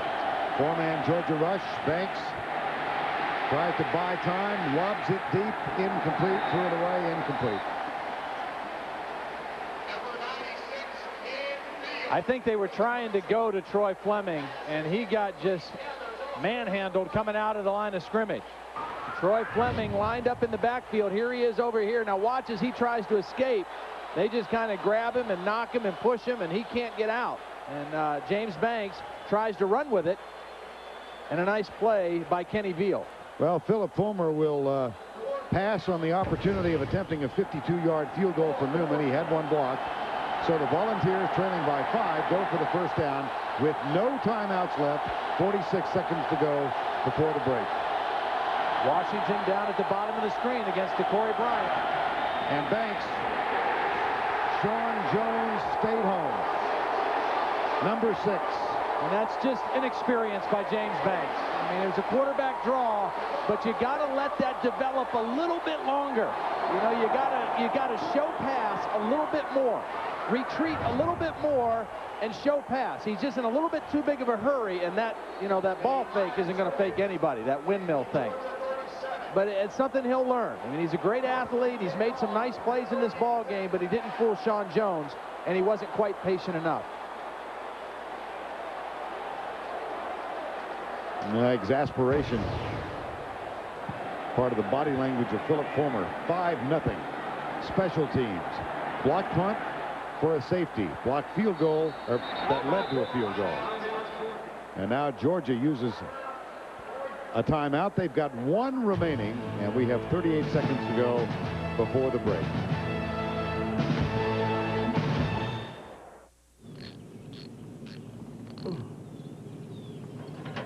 Are you ready for 623 channels?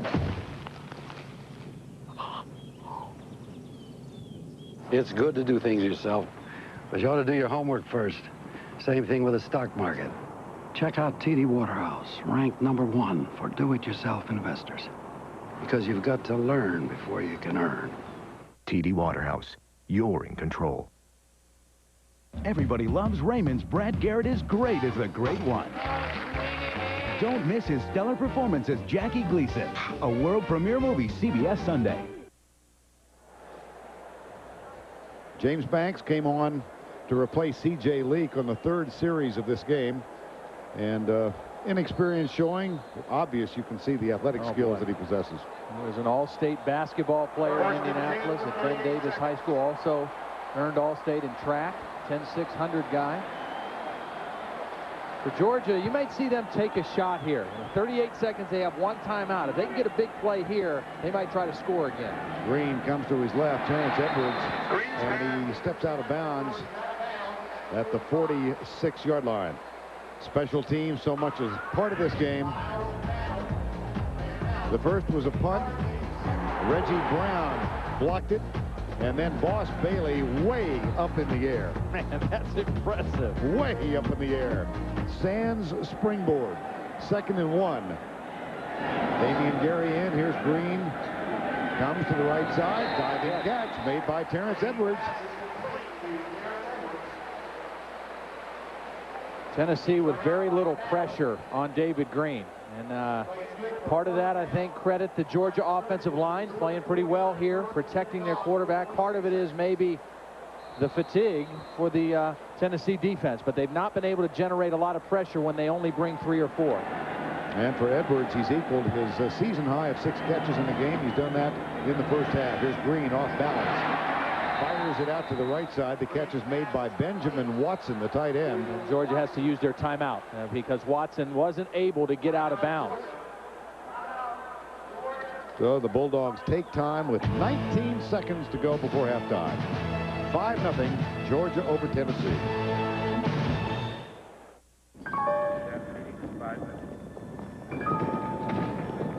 Is it safe? Yeah, but hurry. This better be quick. Come on, come on, come on. Whoa, there's no way we can beat Dollar's rates. Hey, how are ya? Meeting's starting. Let's go. Yeah, I'm coming. Yes. Dollar.com? Yeah, from now on. I can't afford us. When it's your money you're spending, log on for our lowest rates at Dollar.com. Georgia has used its final timeout. They've got the ball with a 2nd down at the 47-yard line, leading 5-0.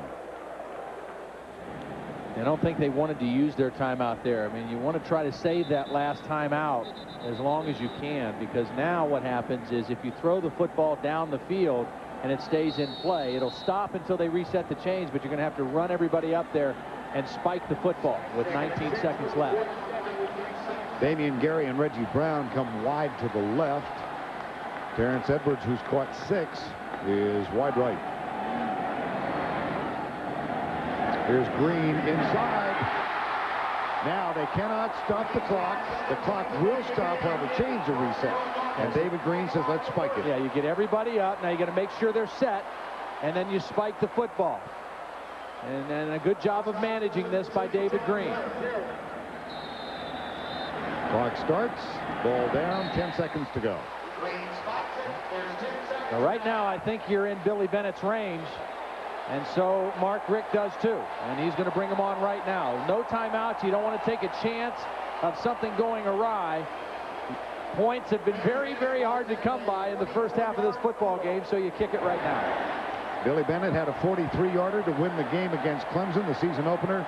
This one from 44. He's 7 of 8 for the year, and he carves this one just inside the left upright.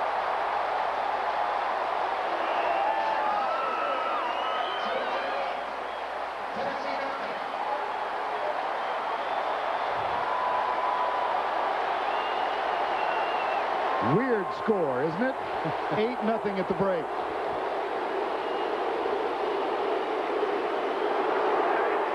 A safety and 2 field goals.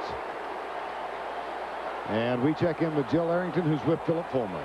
Well, Coach, you're down 8-0, but are you pleased with the tempo and the effort that your team's shown in the first half? Yeah, it's ugly offensively, but we're doing what we need to do, making enough first downs to not get ourselves in trouble. Obviously, we'll play this like it's nothing to nothing and try to get a score or two. And if our defense can just keep battling, they're battling their rears off. And we got a chance here. We got to take it to the fourth quarter.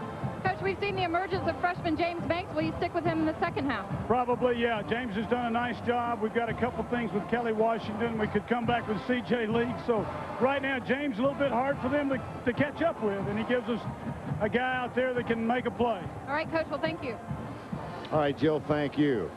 The elusiveness of James Banks, but the Volunteers trail by 8 at the break. And it gives us a chance to go back to New York and say hello again to Tim Brando. For the start of the third quarter, Georgia leading Tennessee 8-0. As the Bulldogs try and win for the third time in succession against Tennessee, something last accomplished in the late 80s. Here's Philip Newman to kick off for the Volunteers.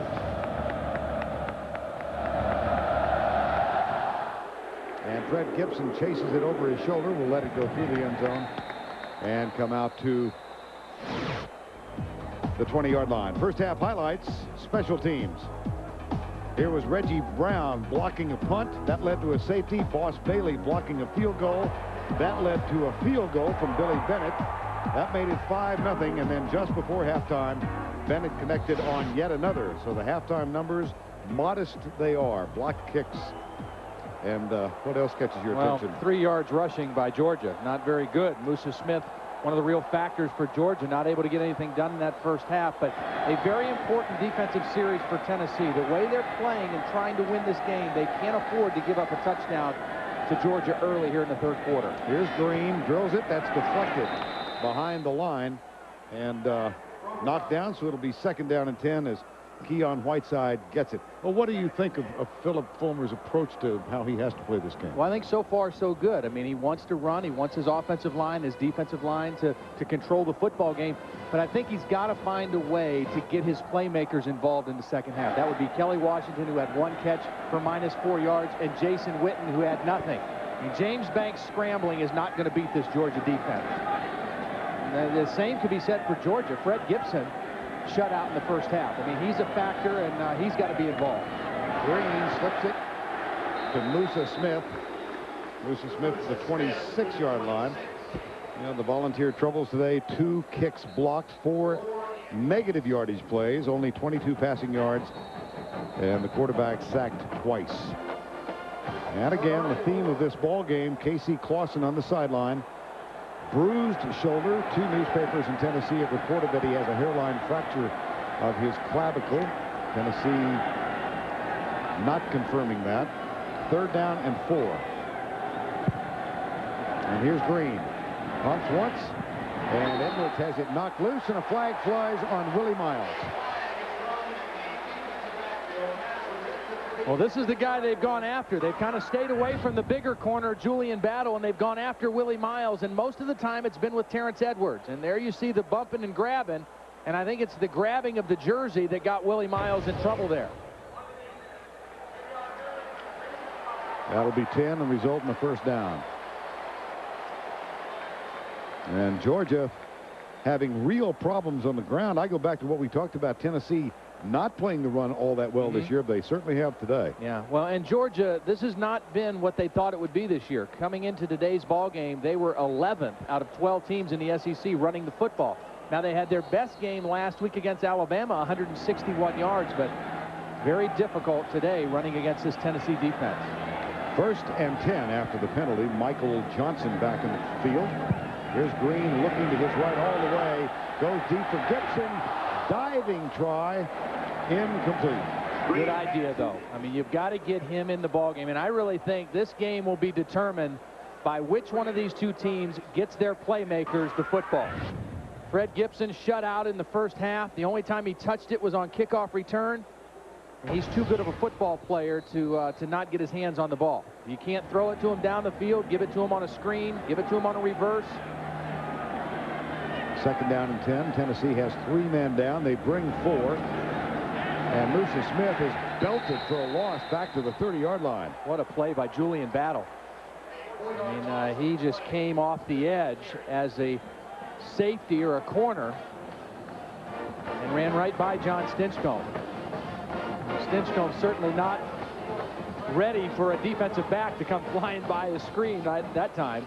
And he made a nice play. And again, behind the line of scrimmage, so it brings up 3rd down and long. Now, 2nd down, Tennessee has defended very well. They forced a lot of tough situations on 3rd down for Georgia. Here comes the blitz on 3rd down, and this one's going to be a dead ball penalty before the snap. Georgia has had 9 3rd down plays in this ball game so far, and 5 of them have been. False start on the offense, 5-yard penalty, 3rd down. 5 of the 9 have been for 6 yards or more. So whenever you do that as a defense and you force long yardage situations, it plays into your hands as a defense. And Mark Richt knows it as well as anybody as a play caller. Much easier to call when you're inside of 6 yards than when you're on the other side. Now 3rd and 20 from the 26. So again, Tennessee with 3 down. And they will bring 4. Green across the middle, tip, Battle, no flag. Yeah, good play. 2 officials on either side. Good play by Battle. I mean, he did have his left hand on the back of the receiver a little bit, Damian Gary, but it was still a good play by Julian Battle. He reads the in route, he's got his eyes on the quarterback, and he gets the right hand on the football. Nice play by Julian Battle. John Stinchcomb working on Demetrin Veal. Veal was moved from tackle to end this week, and partly due to the injury to Carlton Neal, but he played some end last week in the Arkansas game and played exceptionally well. He was one of the defensive stars in the 6 overtimes in the win over Arkansas. Now Jonathan Kilgo on to punt, and Corey Larkins again deep to return it. Oh, he boomed it. Larkins all the way back at the 20. Dodgers the first defender. Goes left looking for a wall. Hurdle. He's got some room. He's got 2 men to beat. Larkins tackled at the 38-yard line.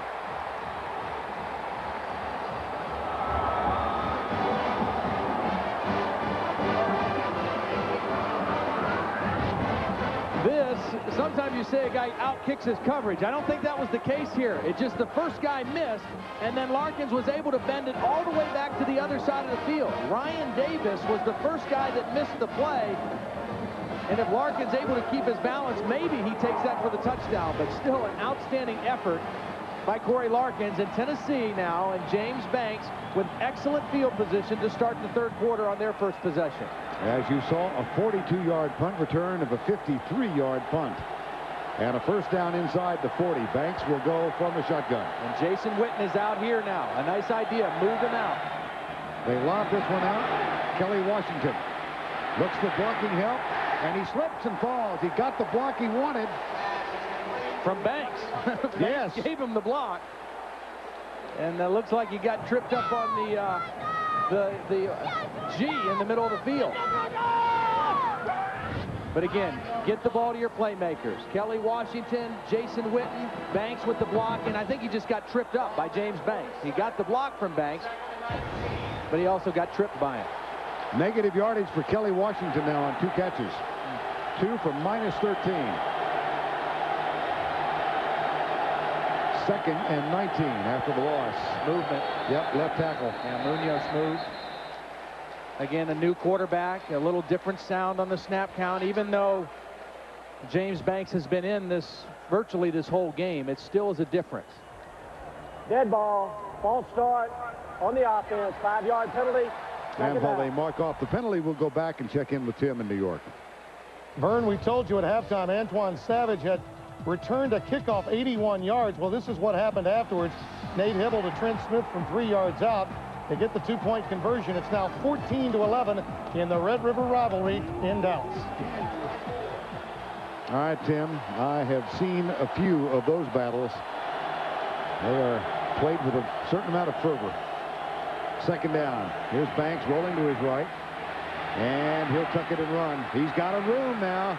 Munoz is down, and what a block. Oh, Michael Munoz laid one on Tim Jennings.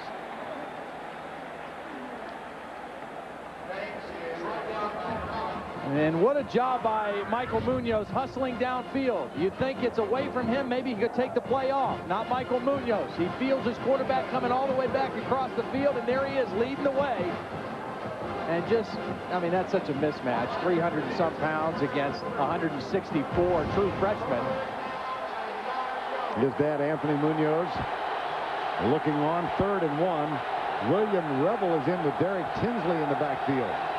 So it's Revel, the fullback, the blocking back, and Tinsley, that's very close. I don't know either. Oh, look at, you see Anthony so mad. You can't have penetration on a short yardage play. And he's not mad at his son. The penetration came inside. You just can't run short yardage plays and give up penetration. And you see nowhere to go. They didn't gain an inch on that 3rd down play.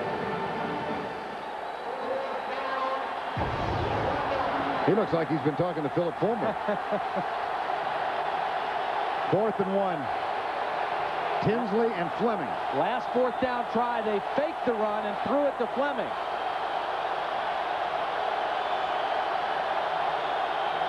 Play fake, pressure, Banks, got him. Sheldrick Wynn, number 91.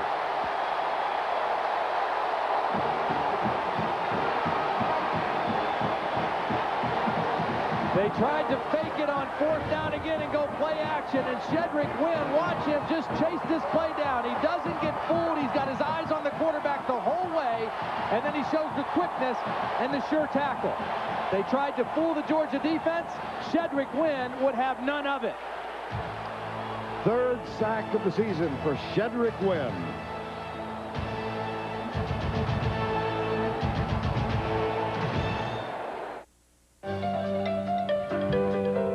Behind them is a 19th century cabin with a 19th century roof. Ahead of them is a 21st century modern with a 21st century electrical system. But right now, life is perfect, thanks to a clear sky, a smooth ride, and the electronic 4-wheel drive, 260 horsepower Acura MDX. Honey, are these clean? Yeah, I just did them.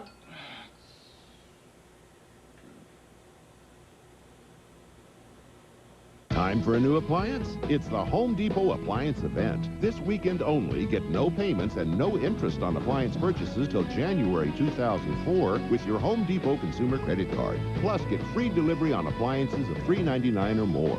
The Appliance Event, going on now at the Home Depot and Expo Design Center.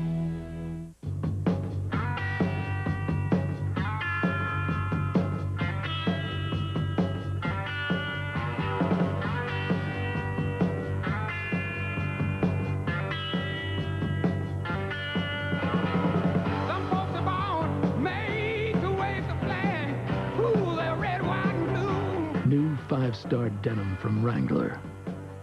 Wrangler, real, comfortable jeans. This fall, Everything's turning red with Honda's fall values. Check out this deal on some of our ATVs and dirt bikes. 0 down payment and 0 payments for 3 months. And a 7.9% APR for up to 5 years. That's a fixed APR you can count on for real savings down the road. Just one of the many great deals at your local Honda dealer. So hurry in, because right now, Honda's fall values are making everybody look good in red.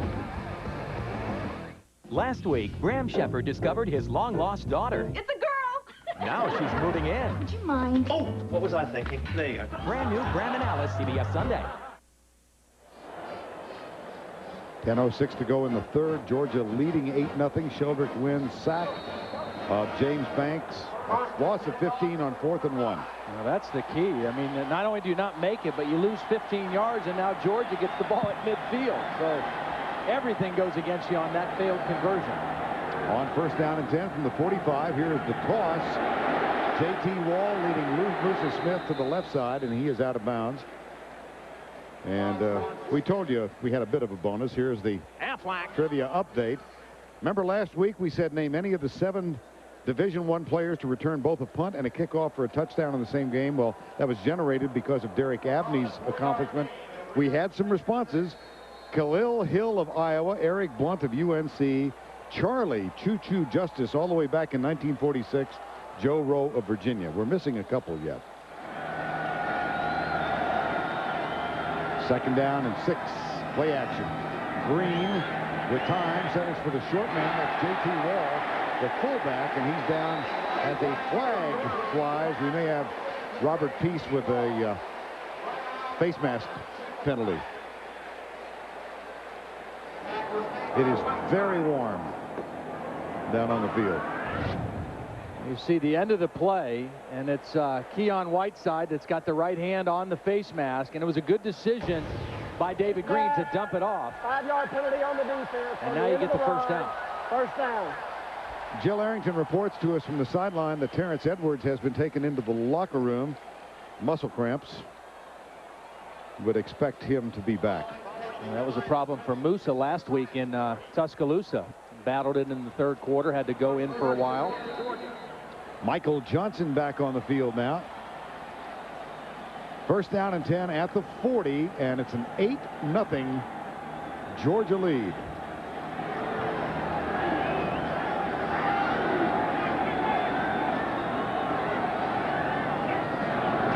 Play fake again. Green comes to his left. Drills it to his tight end, Ben Watson. 2nd catch for Watson in the game. A nice job by the offensive line, because that's a slow developing play. You run the bootleg and you got to prevent any penetration, and a nice job by those guys up front for Georgia, giving David Green time to sell the fake and then come around to the backside. Tennessee hasn't given up a touchdown in the 3rd quarter this year. 2nd down and 3 here. Outscored their opponents 48-0 in the 3rd quarter. It's been their best quarter all season. In danger of yielding something here, and again Green. Michael Johnson has been a very important part of this Georgia offense today. And again, he was one of those guys that's not listed on the depth chart, but he got a lot of practice time Thursday, and he's big. You see 6'3", 215 pounds from Tulsa, Oklahoma, and he gives them a good physical receiver opposite all those other receivers. I mean, this is a team, Georgia, that is very deep at the wide receiver position. I would expect he'd have some speed. Michael Johnson. He better. Here's Green again. Fires it. Damian Gary is open inside the 15. And Gary, who has become really the possession receiver for this team, makes the catch. And I think we're seeing some of the fatigue now on the Tennessee defense. No pressure on David Green. David Green spreading the football around the field. And you see the strength of this Georgia team. Wide receivers, spread the field, find the mismatches. Gary today and David Green on this drive, perfect 4 for 4. 1st down and 10. Lucius Smith is the motion man. Green dropped. Michael Johnson. Too much speed. Too much speed and too big a hurry to run before he caught it. And he had turned his eyes towards the goal line, just a fraction of a second too soon.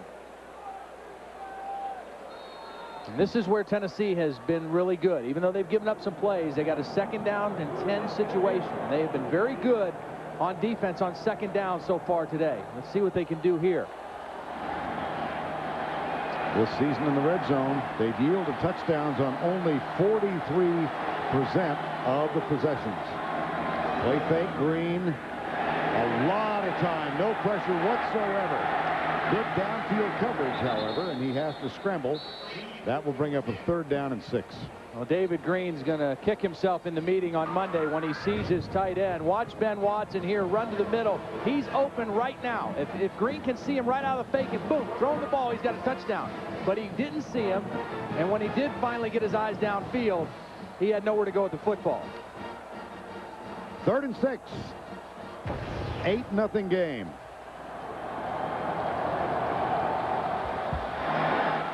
Three men down for the Volunteers.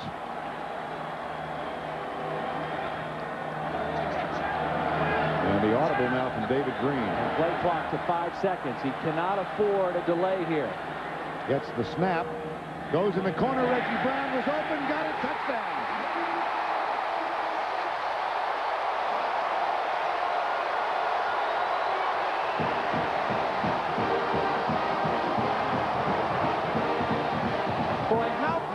Is David Green. I'm telling you, this guy has got some poise. He misses a touchdown on 2nd down. The play clock's down to 1. He calmly steps up, takes the snap, and throws the touchdown to Reggie Brown. Billy Bennett's extra point up and good. It was set up to drive, that is, by Shedrick Wynn's 15-yard sack of Banks for Tennessee on 4th and 1. Brown, 11 yards from Green for the touchdown. Come on, Dad. How much longer? I'm almost done. What are you doing in there? Daddy's doing his business, honey. You're not the only one who needs to use it. Honey? You can't rush these things. Could your house use another computer? Then call 1-800-GATEWAY. We have desktops starting at $6.99. Great deals on notebooks and all the cool stuff you need to get the most from your new PC. Call now and we'll custom build the perfect system for you. Gateway, a better way. I'm out of paper. At Kia, we challenged ourselves to create the perfect mid-size SUV. So we loaded the new Sorento with standard features, included a powerful V6, added dual front and side curtain airbags, and a 10-year, 100,000-mile warranty. But the greatest challenge was to make it affordable, so we hog-tied our accountant, threw him in a closet, and priced it under 20 grand. Introducing the Sorento from Kia. Make every mile count. Dude, I haven't seen him. He was supposed to be here an hour ago. Can anyone here play the bass? Oh. Is there a bass player in the house?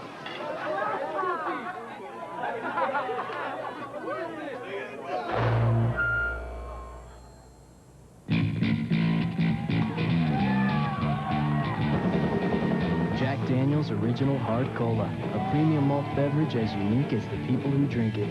Come as you are. The Home Depot SEC on CBS is sponsored by Kia Motors, Gateway, Jack Daniel's Original Hard Cola, and by Alamo. Sanford Stadium in the heart of the University of Georgia, the classic city in this beautiful spot.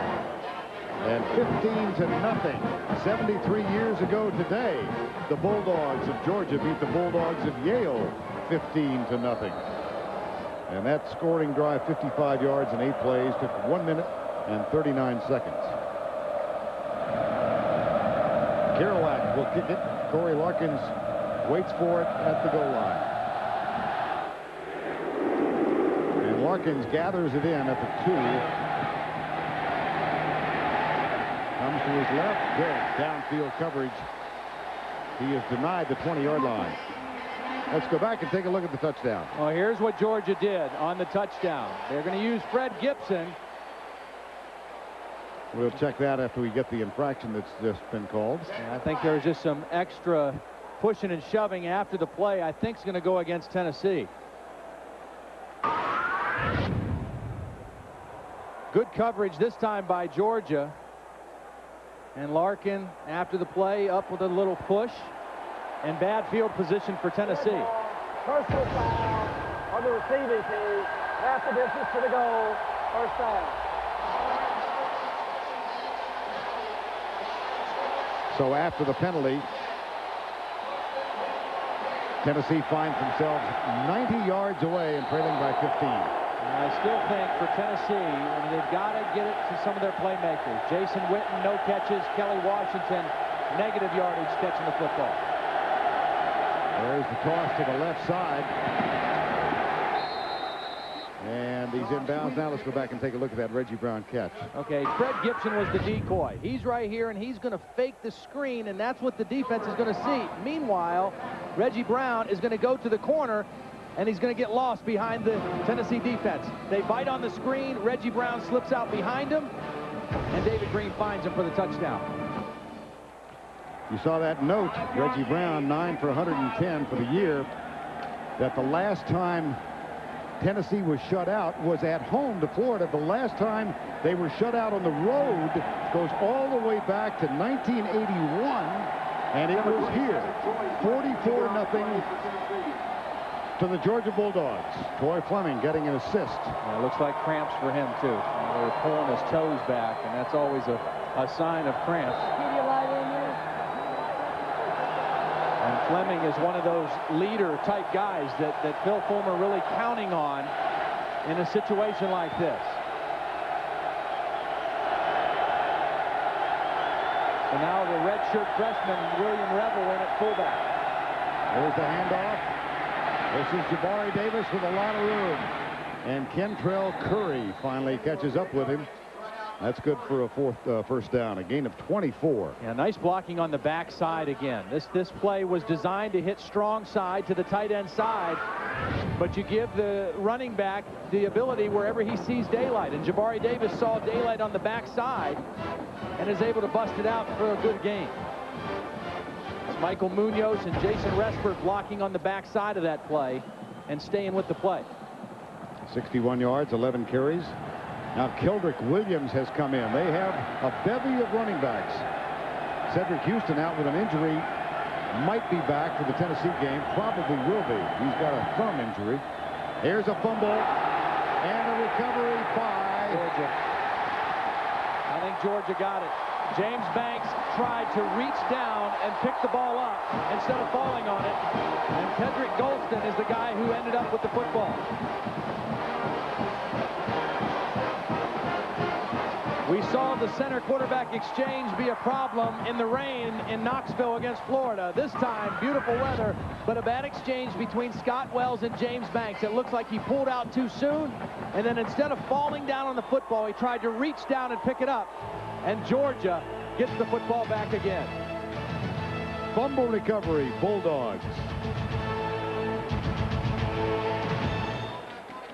At Kia, we challenged ourselves to create the perfect mid-size SUV. So we loaded the new Sorento with standard features, included a powerful V6, added dual front and side curtain airbags, and a 10-year, 100,000-mile warranty. But the greatest challenge was to make it affordable, so we hog-tied our accountant, threw him in a closet, and priced it under 20 grand. Introducing the Sorento from Kia. Make every mile count. Miami beats Minnesota in ice hockey. North Dakota wins National Surfing Championship. Nebraska drops football for badminton. Just a reminder from Olympus Cameras, nothing's impossible.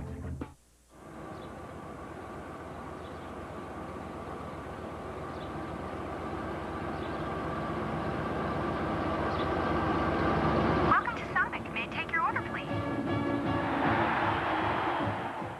Ask a child where they'd like to go on vacation, and most likely it's the same place you'd like to go. A place where families can make memories together. A place where magic happens every day. And no one can take you there like Alamo, the official rental car of Walt Disney World Resort. And now, with great rates as low as $130 a week, you can get to that magical vacation even sooner. Alamo, the official rental car of the American vacation. I like to think of myself as a player with Dan Marino's brilliance, Boomer Esiason's toughness, and Deion Sanders' flash. Now that's scary, man. Mike Berry, one of the offensive line coaches, along with Randy Sanders, trying to inspire this offensive line of Tennessee. And this is a place where the Tennessee defense better be ready, because this is a perfect setup for Georgia to go for the throat right here with some kind of a trick play. Mark Richt spent all those years with Bobby Bowden. Perfect spot for it. Here's the toss and the fake reverse inside to Musa Smith. Nice diagnosis, Mr. Buckledge. And let's check in once again with Jill Arrington down on the sidelines. Well, up to now, it's been just a little bit quiet down here in this stadium, but let me tell you, that fumble recovery sure did help. This week, David Pollock, he issued a challenge to Bulldog fans to become the 12th man in this game. He says he remembers last year in Knoxville after Tennessee big plays and how loud it got. Well, he wants to bring back the mystique of coming to play here between the hedges. We'll just have to see if these Bulldog fans respond to that challenge to give them an edge in this house. All right, Jill, we have not mentioned David Pollock's name much today, but he's had a terrific season. Here's the handoff to Musa Smith to the 29-yard line. It'll be 3rd down and 3. And we've got a moment to go back and spend in New York with Tim Brando. All right, Vern, let's take a look at our Kinko's top performance of the day, showing no ill effects from the 6 overtime game against Tennessee last week. Fred Talley, 21 carries on the day, 241 yards. This an 80-yard jaunt as Auburn is spanked at home. They gave up 414 yards rushing at Jordan-Hare today. That's our Kinko's top performance of the day. 414 rushing. My goodness. Hats off to Houston Nutt, though, getting his team ready to play again after that heartbreaker in Knoxville. 3rd down and 3 from the 29. Play fake. Green comes to the left. Tipped, incomplete. Willie Miles, no flag. It'll be 4th down. Nice play by Willie Miles. They've been picking on him a little bit. They've been going after him. A little bit late on the throw by David Green, and Willie Miles able to make the play. On Gibson. Willie Miles got a hand on the football. That brings on Billy Bennett, who is 2 for 2 today. 47 yards. This would equal his season long if successful. He's missed only once this year. Bennett from Kilgore's hold. Man, how good is this guy? He's done it again, and he struggled to retain his starting position in fall drills, the two-a-days. And then all of a sudden, week before the Clemson game, they stuck with Billy Bennett. And the junior from Athens now a perfect 3 of 3 for the afternoon.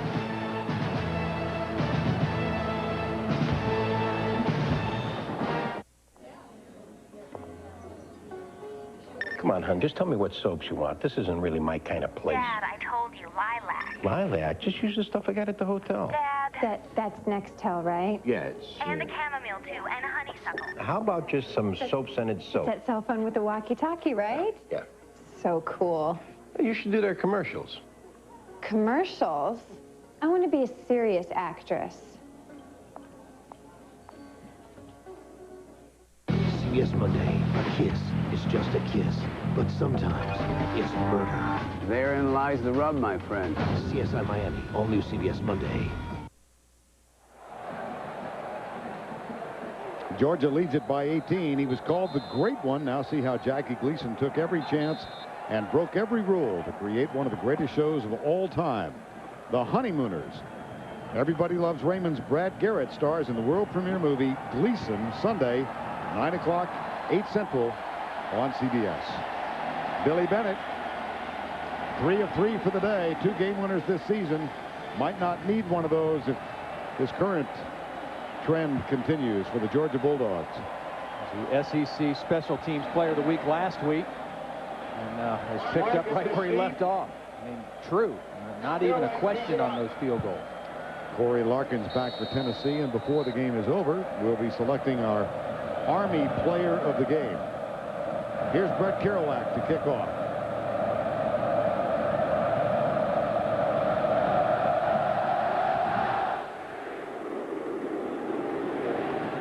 Larkins at the 7. Larkins to the 23. Well, on the ground, Tennessee, how they done? Fumble, downs, blocked field goals. Even when they do get it going a little bit, and something sets them back. And the biggest problem is they just have not gotten anything throwing the football. I mean, they have not gained anything in their passing game. And so what happens is if you can only run it, sooner or later you run out of bullets, you know, and the defense just keeps making you execute the running game. And as soon as they get a negative yardage play on you, you have no chance. New quarterback C.J. Leak has returned as the signal caller. He played the first 2 series. Here's the pass, and it's complete out of the backfield to the 33-yard line. Jabari Davis. The reason this switch, C.J. Leak, much more like Casey Clausen in the sense that he's a pocket passer. I mean, he's got some athleticism as well, but James Banks was going to beat you by running around scrambling. Well, they figured that wasn't going to get it now, being down by 18. We've got to throw the football, and the guy that gives us the best chance to throw the football is C.J. Leak. 2nd down and 1. And Derek Tinsley is in with William Revel. Revel, the fullback. And the audible from C.J. Leak. Tinsley, left side. 1st down. Out near the 37. Might have gotten the 38-yard line. Well, Casey Clausen, bruised shoulder. Could not go. Did not practice all week long. And in this game, James Banks 3 of 6. C.J. Leak 1 of 1. Passing yards now 22 for the game. And you just know how frustrated he is. Very frustrated, and he knows that Jason Witten has not been a factor in this game, and that is bad news for Tennessee. Here's Leak. Looks deep. Drills it. A little off target and incomplete at the 45-yard line. Kelly Washington, speaking of people who have not been factors in this game. And you can see it in his body language. He doesn't have any bounce to him right now. He knows he's not been into this game.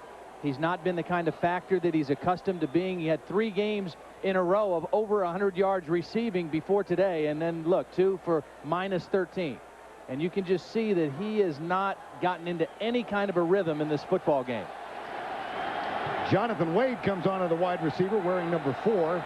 True freshman. He's wide right. On 2nd down and 10. They fake the draw play. Here's Leak. Caught and dropped. Our guy, David Pollock. You said you hadn't called his name for a while. He must have heard you, or Jill must have told him. One or the other. He made one of the great plays of this season, an interception against South Carolina. Here he is right here, defensive end. He has a great nose for the football. He comes on an inside move, and then his quick reaction allows him to chase down C.J. Leak. Now, he would not have chased down James Banks.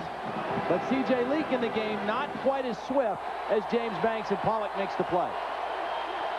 That's the 6th sack of the year for David Pollock. His first this afternoon. It's 3rd and 14. Jabari Davis back in the backfield. Boy, Tennessee is just so limited on offense right now. This is just not what they've been accustomed to doing. Time called.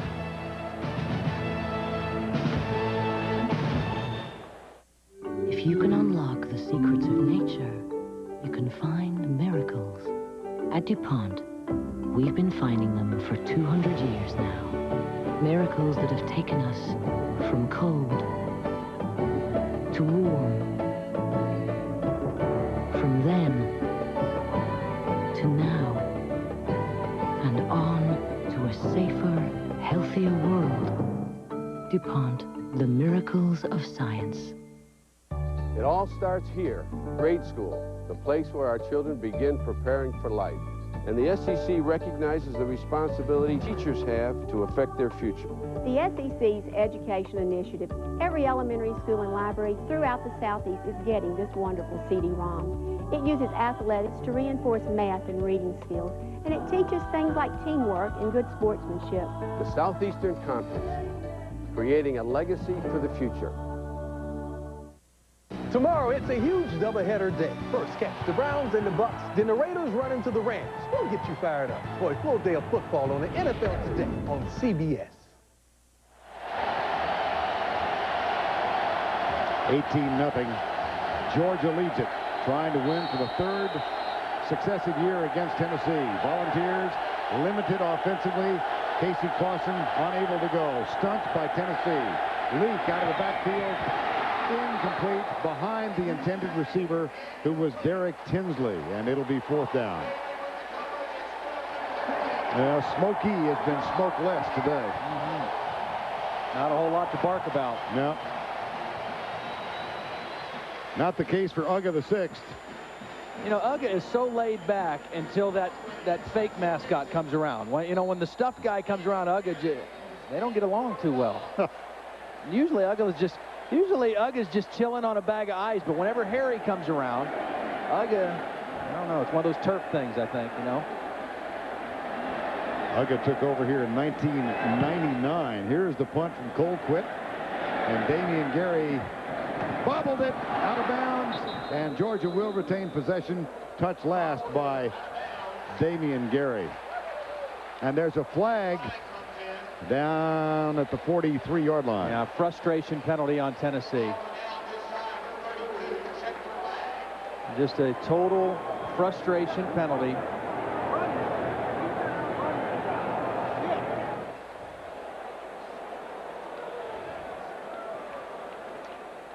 Pears Harrelson, I think, is the guy that got tangled up. Dead ball, personal foul against Tennessee. That'll be 15 yards, 1st down. And so that's going to give them excellent field position. Well, Uga the 6th is the current mascot. There's a documentary being prepared about the mascots. It goes back to the first Uga, 1956. And Uga has become one of the most famous mascots in the country. Owned and donated to the university by Sonny and Cecilia Seiler. My favorite Uga, I think, was Uga the 4th. They won 77 games under his leadership on the sidelines. Has a certain Winston Churchill look, doesn't it? Here's Green. Right side, J.T. Moore, incomplete. Uga the 4th served during the 80s when this team won a national championship in its last SEC championship. See, Uga the 4th, 81-89. Now, there's a footnote to that. Uga the 4th in 1986 had to sit out 4 games because of an injury. But his brother Otto filled in and did so in fine fashion. He went 3-1. And he got the starting job when he came back, right? You don't lose your job as a dog to an injury. I like that. I like that rule. Musa Smith at the 49-yard line. Well, next week, we're going to head back to Tuscaloosa. It'll all begin with Olympus College football. Tim Brando and Spencer Tillman in our studios in New York, Saturday at 3 o'clock. Brad, Jill, and I will head over to Tuscaloosa as Ole Miss rolls. They've only got 1 loss this season, and they go into Alabama to take on the Crimson Tide. Homecoming in Alabama. I'm looking forward to watching Eli Manning live. I've not got a chance to cover one of his games when he's been playing, and of course, I did a few Peyton games, and I'm a big fan of Archie Manning growing up, and look forward to covering Eli. Here's Green, play fake. Right side, caught by Ben Watson, his 3rd catch for the tight end. And he is out of bounds at the 45-yard line. And while we've got a moment, let's spend it back in New York with Tim Brando. All right, Vern, Craig Bragg can be bragging at the aftermath of today's game with Oregon. Look at this, 46-yard touchdown catch. It's like Velcro hands gathering it in from Corey Paws, his 3rd of the day to give UCLA the lead over Oregon in a wild one in the Pac-10. All right, Tim, thank you. And a player down, I believe, at the 47-yard line on the near side. It's Willie Miles of Tennessee, who missed all of last season with an injury. You know, I think we have to re-emphasize, too, what this Tennessee team went through last week. A 4-hour game. Their defense played 87 plays. Game ended, you know, close to midnight, and they've been on the field a lot in this ball game today. Time call while they tend to Willie Miles. We'll take the timeout. Be back in a moment. While you're out, life called. Life call. And guess what? You're late. Because you're trying to be everywhere, do everything. What you need is some serious money management. Experts who can create a model portfolio. Then manage it based on your investment objectives. The money management pros doing what they do. You doing what you do. Fidelity's Funds Manager Program, a portfolio of mutual funds designed to manage for people like you. Call Fidelity, because you're not just invested, you're personally invested. And time now for the Fidelity Investment scoring recap. First score, Reggie Brown with a blocked punt. That became a safety. UGA up by a 2-0 score. Billy Bennett with the first of 3 field goals. That followed a blocked field goal attempt. Bennett gave Georgia an 8-0 halftime lead. And then David Green found Reggie Brown for the touchdown from 11 yards out. Billy Bennett with his 3rd consecutive field goal of the game, and we stand at 18-0 as Georgia will give it up on 4th down now. Jonathan Kilgo, his 5th punt of the game. And Rashad Baker is back this time to return the punt for the first time in the ball game. He is normally the punt returner, but Larkins has filled in there today. Nice and high by Kilgo, out of bounds. We'll see where it's spotted. And that'll be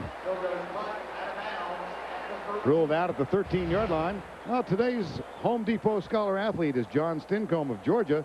John with a 3.7-point grade point average in microbiology. Home Depot's commitment to the investment of our future is shown today by donating $1,000 to the University of Georgia's Scholarship Fund. And there are his, that's his father and his stepfather to the left. His mom and dad, Gary and Karen, divorced when he was 5. They promised they would always stay together as parents for the 2 boys, Matt and his brother John. And despite remarriages, John and Matt refer to them as their 4 parents. Here's James Banks back in at quarterback. Lobs it out left side.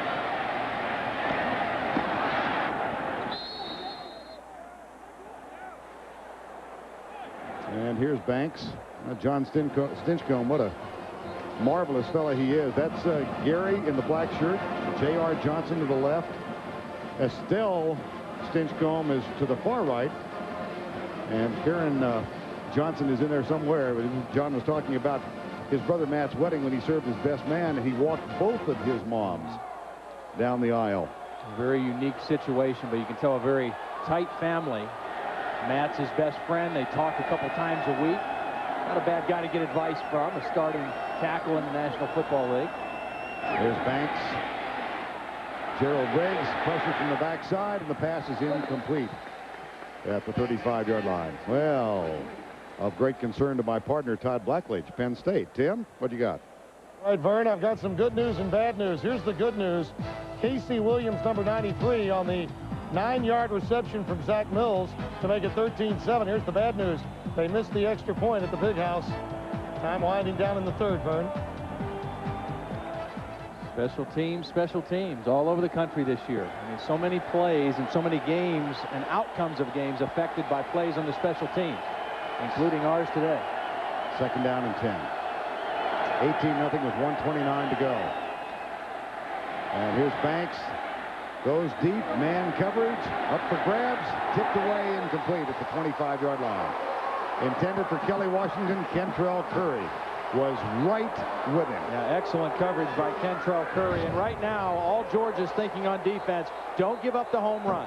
Keep everything in front, play deep, make them throw underneath. We've got an 18-point lead. Don't get beat on a silly mistake. And that time, Kentrell Curry, an excellent play. We also, on that play, saw a little bit of the arm strength of James Banks. I mean, he sent that thing out there pretty good.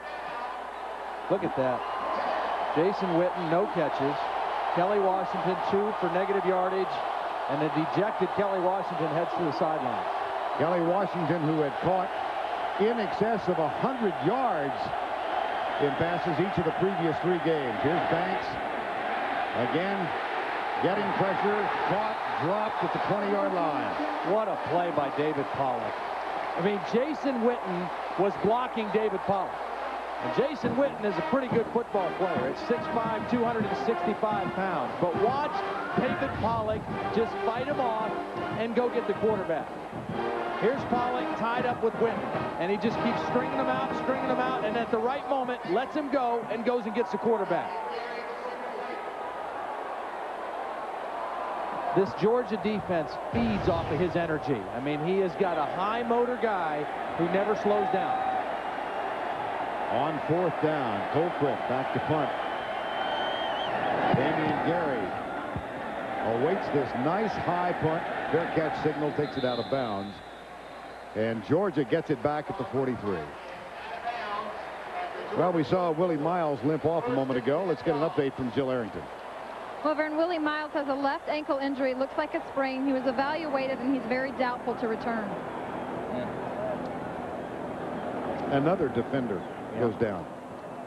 The end of that play, they stopped Ben Watson short on 3rd down. It looks like one of his own guys kicked the back of his ankle.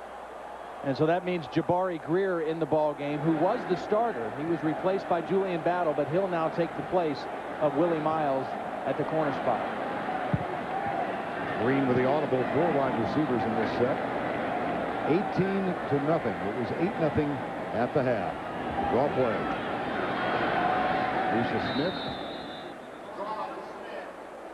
Could be the final play of the 3rd quarter. Keon Whiteside joining with Kevin Breedlove. Time runs out through 3.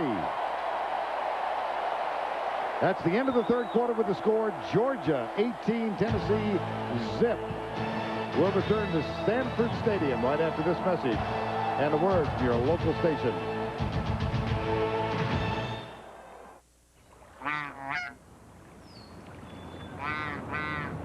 Without a Yamaha ATV, you're not going very far. The Grizzly 660 Automatic from Yamaha, the only ATV with push-button front diff lock and 4-wheel independent suspension. The Grizzly 660 Automatic. Where you go now is up to you. Now get a Warn winch with select models plus 0% financing on every Yamaha ATV. Heartburn gone? Yeah. That was fast. You ever wonder where heartburn goes? No. Interesting thing. When you ingest Tums, it goes directly to acid in your stomach and actually converts it into water. Then, Tums infuses your bones with calcium. So anyway, Tums knocks out heartburn fast, and that's all you really need to know. Take your Tums. Monday. You're fat. Doug has a dream to make the pros. Thought you wanted to see how big you can get and still wear jeans. A hard-hitting King of Queens. CBS Monday. Don't miss the new comedy Still Standing. Monday on CBS. It's all here. No one knows our local schools like local folks. It's only common sense. That's why Georgia Education Reform created local school councils. Local folks to help solve local problems. These councils are made up of the school principal, local business people, parents, and teachers. Most schools have them. The rest will be in place by 2003. Neighborhood control of schools? You bet. Governor Roy Barnes wouldn't have it any other way. Wade here from Plank Road, but we're busy making the smooth, never watered down taste of Ice House, not ads. Andrew Hall wants us to sponsor fall.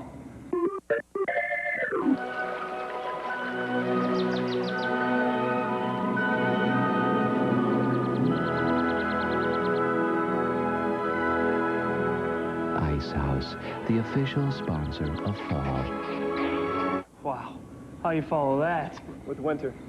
We'll make the Ice House, you make the ads.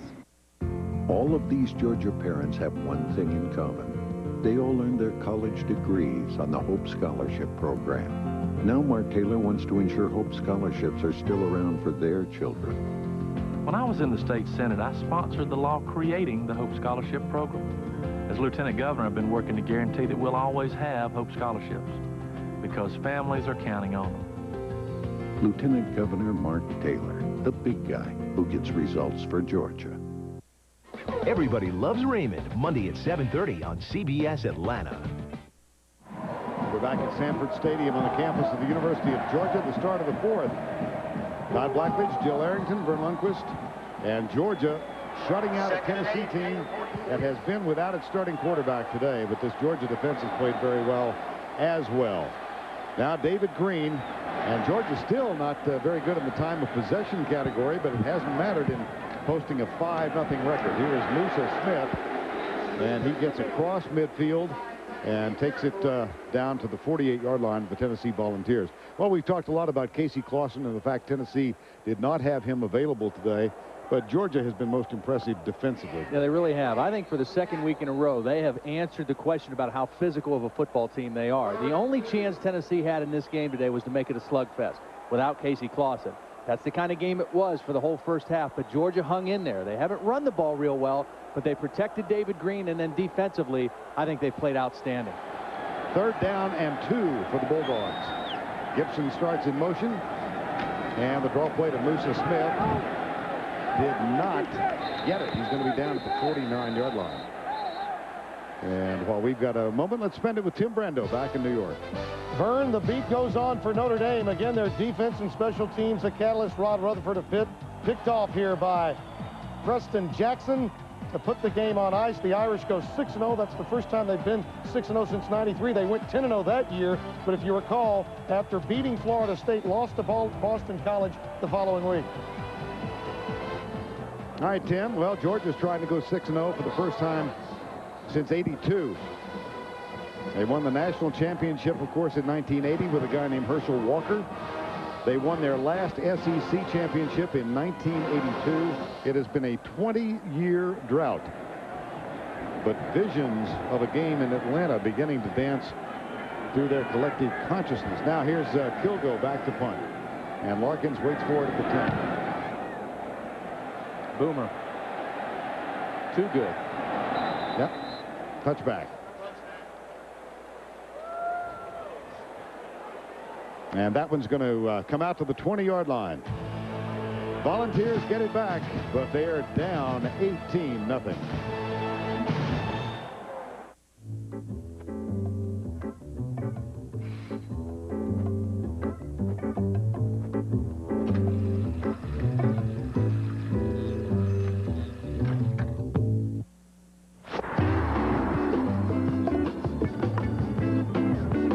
The 200 horsepower Chrysler Sebring convertible. Now from Chrysler, our 7-year or 70,000-mile powertrain limited warranty, because love is a commitment. Honey? Could your house use another computer? Then call 1-800-GATEWAY or come to your local Gateway store. We have desktops starting at $6.99, notebooks starting at $9.99, and no payments until 2003. Call now for great deals. Gateway, a better way. I'm very proud of my lawn. In the fall, I use Scott's Winterizer. The food enters the root system, stores it over the winter. Then in the spring, perks that grass right up. Scott's Winterizer gives me the last green lawn in the fall and the first green lawn in the spring. Taco Bell's grilled steak taco tastes so authentic, you may pull a grilled steak switch out. So you like carne asada steak? Yeah. Great. I've got some out on the grill.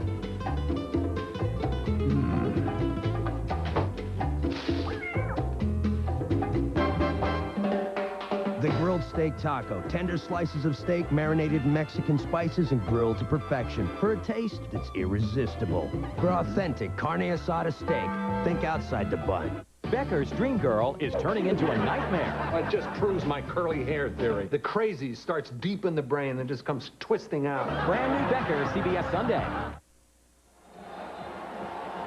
13-10 to go in this one. 18-0 Georgia over Tennessee. James Banks back at quarterback for the Volunteers. And we'll look from the end zone. Derek Tinsley is the deep back in the eye on first down. Banks play fake. Chased by David Pollock. Pulls up and lets it go deep. He's got a man open at the 40. And down inside the 35-yard line, it's Tony Brown, number 81. A 48-yard gain. Georgia is thinking run here all the way because they brought their safety, Sean Jones, up into the situation, and that left man-to-man coverage. And Tony Brown just ran 3 down the middle of the field. And Banks able to find him. Georgia thinking run all the way, had a safety up against the run, and not enough defenders down the field. Longest gain of the year for Tony Brown, longest gain in his career. The 6'2 sophomore from Lauderdale Lakes, Florida. First down at the 32. Only once has Tennessee been inside the 30. That was when they had a field goal block. Here's Banks in trouble. 3 Lancers, flag. This is going to come back. Banks is down at the 25-yard line. 2 flags back near the 38-yard line. They tried to run the same play. That was the exact same play. Same combination pattern between Washington and Tony Brown. And this time Banks tried to run with it. Better coverage by the Georgia Bulldogs.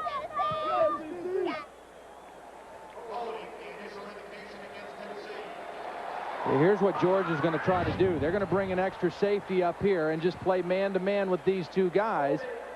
And this time, Georgia did a better job at defending it. They keep all those guys in there to defend the run and then squeeze the pass route. That time, very well defended by Georgia, and Banks had to run the football. Again, a very limited game plan for Tennessee in terms of what they were going to try to ask James Banks to do in this football game. Well, at the 9th penalty against Tennessee, Jomo Fagan comes on as a wide receiver. Philip Fulmer was going after his 100th victory today, 99-21 for his career. It appears that quest will have to wait for another day. 18-0 here. Here's Banks, right side. Caught. Leonard Scott. Well, or if Philip Fulmer wins today, he would tie legendary Notre Dame coach Frank Leahy for the quickest run to 100 wins. It would come in his 121st game. And, of course, Robert Nealon to Tennessee took him 120 games. Gil Dobie, who spent much of a varied career at Cornell, was the quickest to 100. Philip Fulmer, we've seen the gamut of emotions from him today, haven't we? This is a hard game for him. I mean, he knew that it had to go a certain way for his team to have a chance. And Tennessee's not used to being an underdog in a football game, and they certainly came in here as one today. Banks, screen pass. That one looked like it was in jeopardy, but they completed, and here goes Tennessee. Touchdown, Derek Tinsley.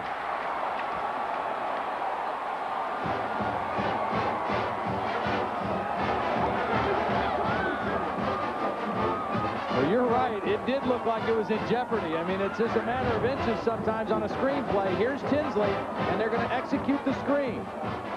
Let it set up. James Banks shows nice patience there and then gets the ball to Tinsley. Now, Jonathan Wade, number 4, gets a decent block out there just in the way, but that's all Tinsley. I mean, he saw the goal line, and he got to it. Derek Tinsley, the sophomore, a 33-yard touchdown reception. Works in a variety of roles for this Tennessee team. They will go for 2.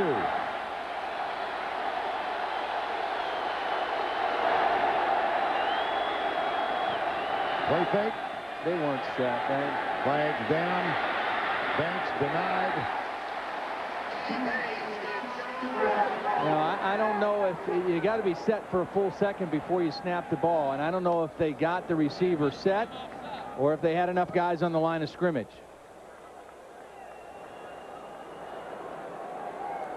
Usually you're pretty sure of what you want to do on a 2-point play. It's something you practice the same play most of the week. There was no flag, no illegal formation. The point is no good.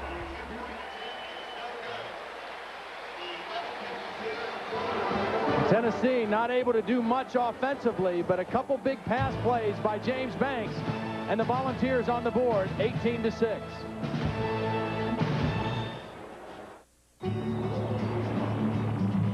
Gee, honey, you never got homesick before? I know. I thought they said you hurt your right leg. Oh, yeah.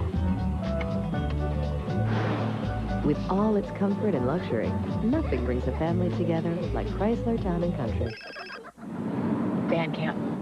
We better go. Now from Chrysler, our 7-year or 70,000-mile powertrain limited warranty, because love is a commitment. You look. You stare. You hold your breath. Your pulse races. Is it the clarity? Is it the performance? Is it the sleek design? Flat panel high-definition television by Samsung. It's digital temptation, and everyone's invited. It's real simple. I spin cheese with bees. and dropping 90 grand ain't nothing for me. Pull your arms up, move from right to left. Got ladies running their hands across my face and chest. Spooky! T-Money, roll me out. Zoom in. See that right there? How they get there? Yo, they said they was with you. No. They said they was with you. I remember distinctly they said they was with you. Somebody better know something. Smirnoff Ice Premium Malt Beverage. Intelligent nightlife. The Home Depot SEC on CBS is sponsored by Chrysler, Samsung, Sonic, and by Smirnoff Ice. You saw a unique military weapon in the background, the Athens double-barreled cannon. It's the only one of its kind, but it lacked a workable firing device and was never used in battle. 18-6 here as Tennessee has scored on the screen pass. Now Philip Newman getting ready to kick off. The Bulldogs leading Tennessee 18-6. These are not the only Bulldogs in action today, by the way. The Texas Lutheran University Bulldogs, huh? Homecoming. They're hosting the Austin College Kangaroos today. We'll get Tim Brando to get us an update as soon as we can. Yeah. Fred Gibson, safety. Texas Lutheran, of course, fresh from that convincing 21-20 win last week over McMurray. Sweet. Jim and the gang on the NFL Today. Are the Bucs the best in the NFC? Marcus Allen has the scoop, and Leslie Visser has the latest on Kurt Warner and the hapless St. Louis Rams. I bet they love hearing that. Boy. Hapless. All that and much more tomorrow on the NFL Today. When you're hapless, you've reached a certain state. Yeah. It's not enviable. And that was a team everybody thought was the best in football starting this season. James Banks has showed something here in this football game. He's made some plays. We saw him run it in the first half in that last series, a couple nice throws to get his team on the scoreboard. 1st and 10. Here's Green. Nice play fake. Fires it out to his tight end, Ben Watson. 4th catch for the tight end. You know what I like about that? I think the strategy has changed a little bit for Georgia. If they are still winning 18-0, then they can say, hey, let's run Musa, let's work the clock, our defense is stuffing them, let's keep punting the football. But now that they've scored, they're still 2 scores behind, but Georgia has to be aggressive on offense. They can't just try to milk this thing down now and get out of here with a win. So I like that 1st down call by Mark Richt. 2nd and 1, a gain of 9.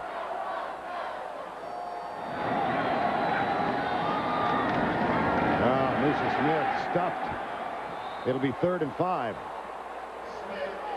Now, unexpected departure from one of the members of the coaching staff at Georgia this week. Tony Pierce, the running backs coach, resigned in the middle of the season for personal reasons, undisclosed. And they will miss him in a variety of ways, will they not? Yeah, he was a very enthusiastic guy, and you know, the team really liked that about him. But it also, you know, at this point in the season, forces you to kind of reshuffle your staff and the assignment of your staffs. Mike Bobo, who was helping Mark Richt with the quarterbacks, has moved over to be the running back coach, but still on the headsets as usual with Mark Richt on the sideline. 3rd and 5. Here's Green. Has some time. Puts it out on a rope, and it's caught by Terrence Edwards. That's a season high of 7 catches for Edwards.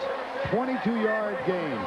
Well, that was a huge play for the Tennessee defense, and as has been the case most of the day, not able to get enough pressure on David Green, and that enables Terrence Edwards to lose his man and Green to find him. Jabari Greer, who was the starter, who was put on the bench today in favor of Julian Battle, but now back in the game because of the injury to Willie Miles, was victimized on that play.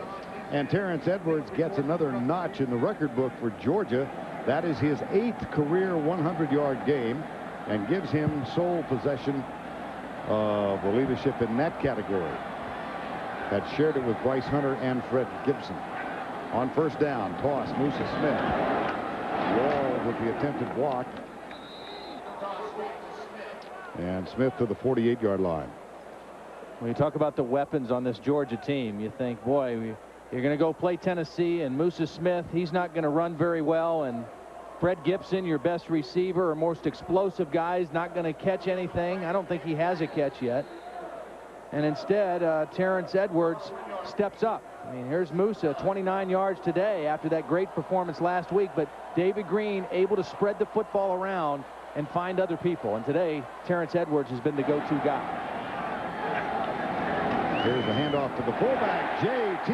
Wall rumbles to the 40-yard line for a first down. Well, Georgia has won 5 in a row. Let's take you back to 1983 in the Sugar Bowl. Some folks have more vivid memories of this than others. That number 14 is a guy I sit next to every week. Todd Blackledge finds Greg Garrity, and Penn State puts an end to an undefeated season for the Bulldogs. They have admired you ever since. Yeah. It was funny. I was out in the hallway before the game, and I ran into John Lastinger, who was the quarterback on that Georgia team, and I also ran into Kevin Jackson, who was the nose guard on that team, and Lastinger came up and said, "That's the closest you've been to him in 20 years." I think they're still a little sore about it, but that was a great team, and we had an awfully fine football team as well. Oh boy. This dog gets more pub than anything. He's unbelievable. There's an Uggaview. That's the Uggaview. Sure, you think it's easy being a mascot. Where's my ice bags?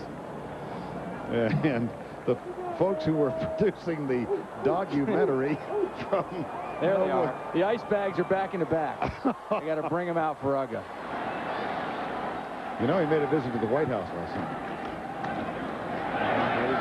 There's Tony Milton, number 9. And Jabril Wilson makes the tackle, number 8. Really, considering the circumstances and the lack of Casey Clausen, I mean, that was the one injury that they just haven't been able to overcome. They've been able to overcome a lot of injuries on Tennessee this year, but, boy, losing their quarterback, too tough. And but a pretty valiant effort. Their defense has played pretty well today. I mean, again, this is a Georgia offense with lots of weapons and only 18 points with 7 minutes and 15 seconds left in the ball game. 3rd and 7, backs in the eye. Milton is the deep back in the eye. And here's Green going in the corner. Gibson. Well, he made that catch last week for a 42-yard touchdown.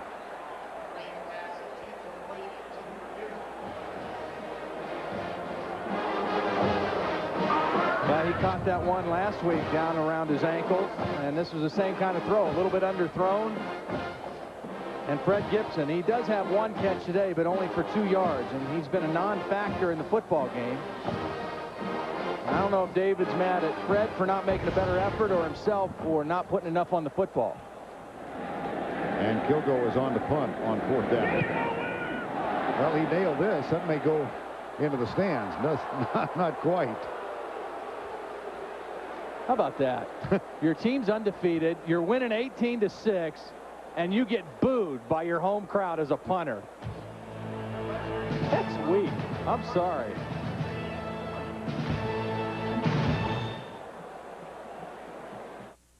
I'm sorry, you're asking which Sonic wrap do you want? Grilled chicken, chicken strip, Fritos chili cheese. And you were asking? I said, do you want to get married?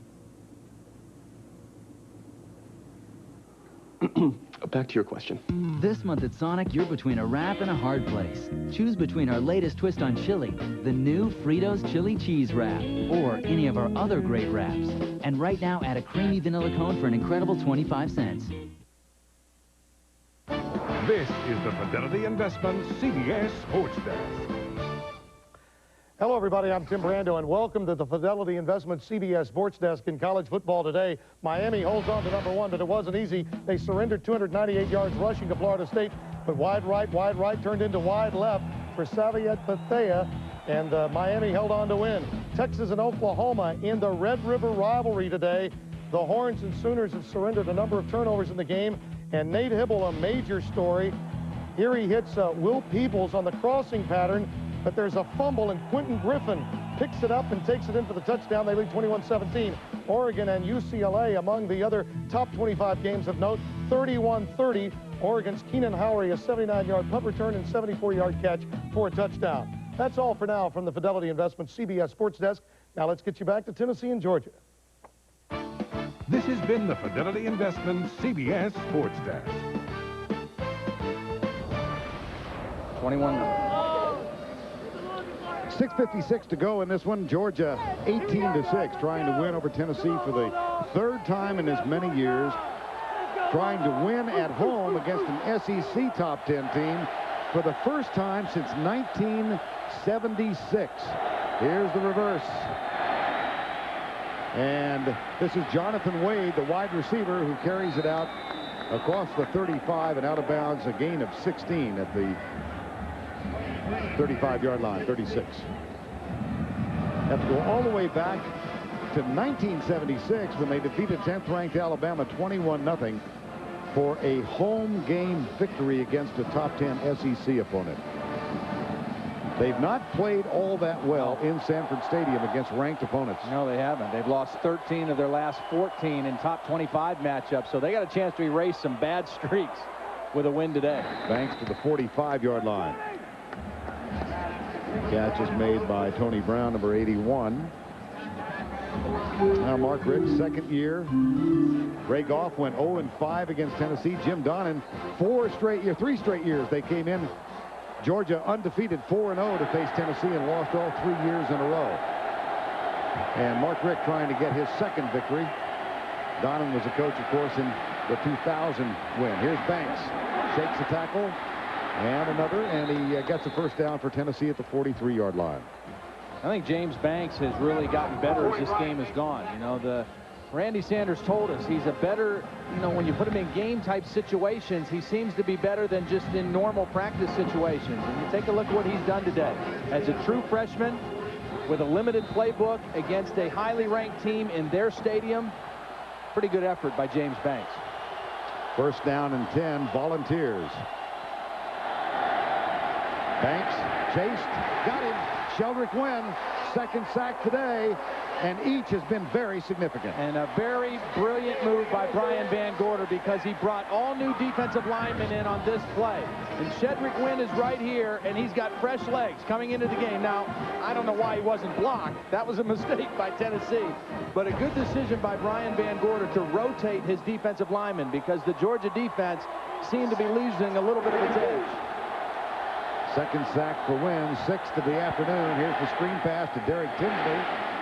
Tries to spin and taken down.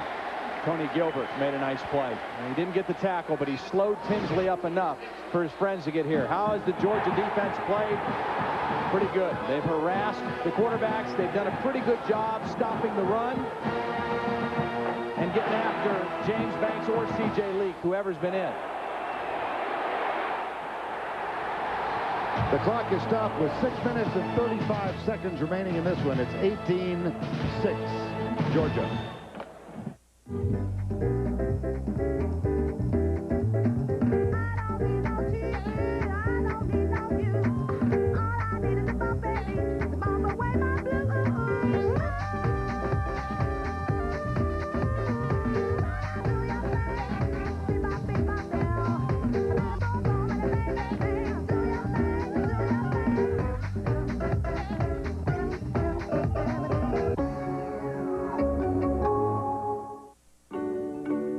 If you can unlock the secrets of nature, you can find miracles. At DuPont, we've been finding them for 200 years now. Miracles that protect us from fire, and bullets, and injuries. Miracles that will take us to a healthier, safer world. DuPont, the miracles of science. So let's turn to page 7 of our proposal, where we feel... Page 7? Should be the next page you have. We don't see it. No. Hold on.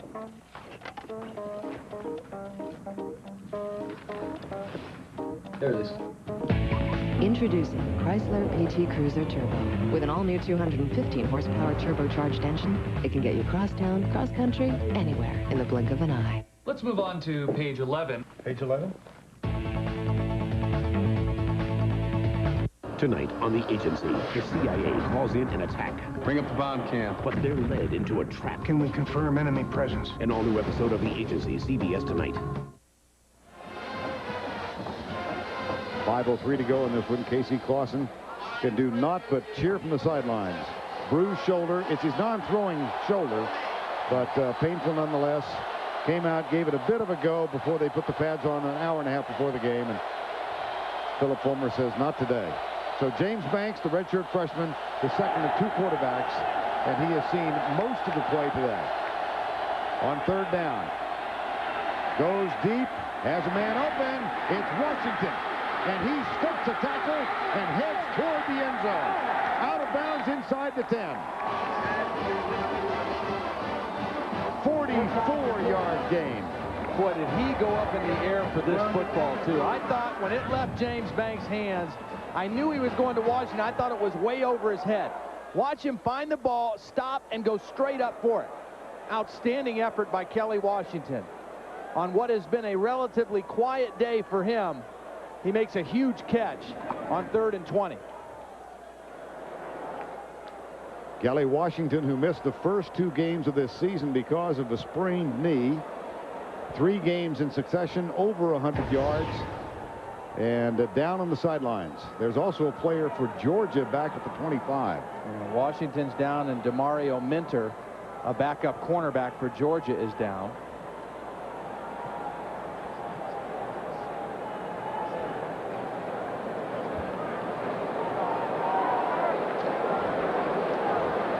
There's Demario Minter.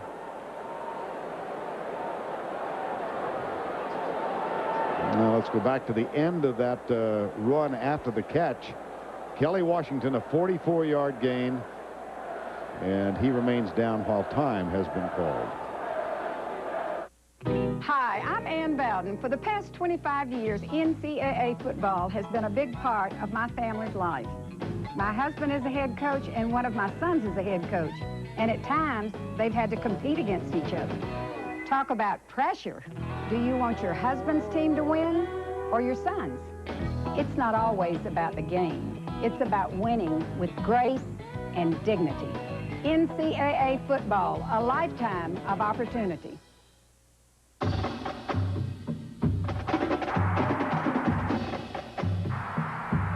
It's just such a cool rivalry, it really is. Being in Jacksonville for the Gator Bowl, you walk in and see all that red, sea of red and black, that orange and blue. We get goosebumps. I got them right now. Buckaloo to Lindsey Scott. I hear him in my ears.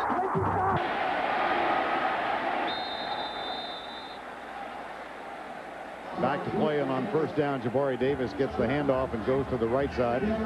Let's take another look at that as they started a little quickly on us. Well, they're trying to, they've got the Georgia defense on their heels a little bit, mostly in part to James Banks, who has hit his last 6 passes. He's 10 of 15 now in the game for 168 yards. And Tennessee in scoring territory again. From the eye, Davis. Boy, he was knocked backward as he got to the 5-yard line. Mark Richt casts a look at the clock that's now under 4 minutes.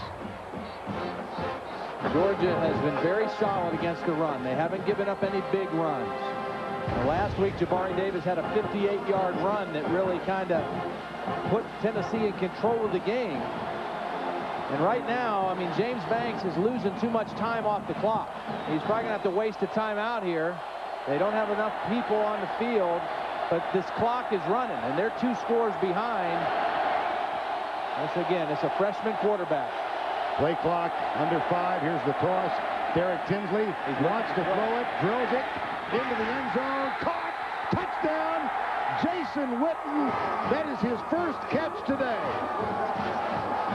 And the only way they got him the football was from a running back. The quarterbacks couldn't get it to him, so they gave it to Tinsley and said, hey, throw it to number 1. Here he is right here. It shows run. Georgia's thinking run, and Witten fakes block and then goes to the back of the end zone. And Sean Jones, number 6, the safety, lost track of him. And Derek Tinsley put it in a good spot. Now the extra point attempt will come from Philip Newman. This would make it a 5-point game with 3:21 to go. Oh, boink. He got it. Well, it didn't matter really either, because they're still 5 points down now. They don't need an extra point, just a touchdown, but 6 points, they still could have won with a touchdown. Tinsley to Witten. Who'd have thunk it?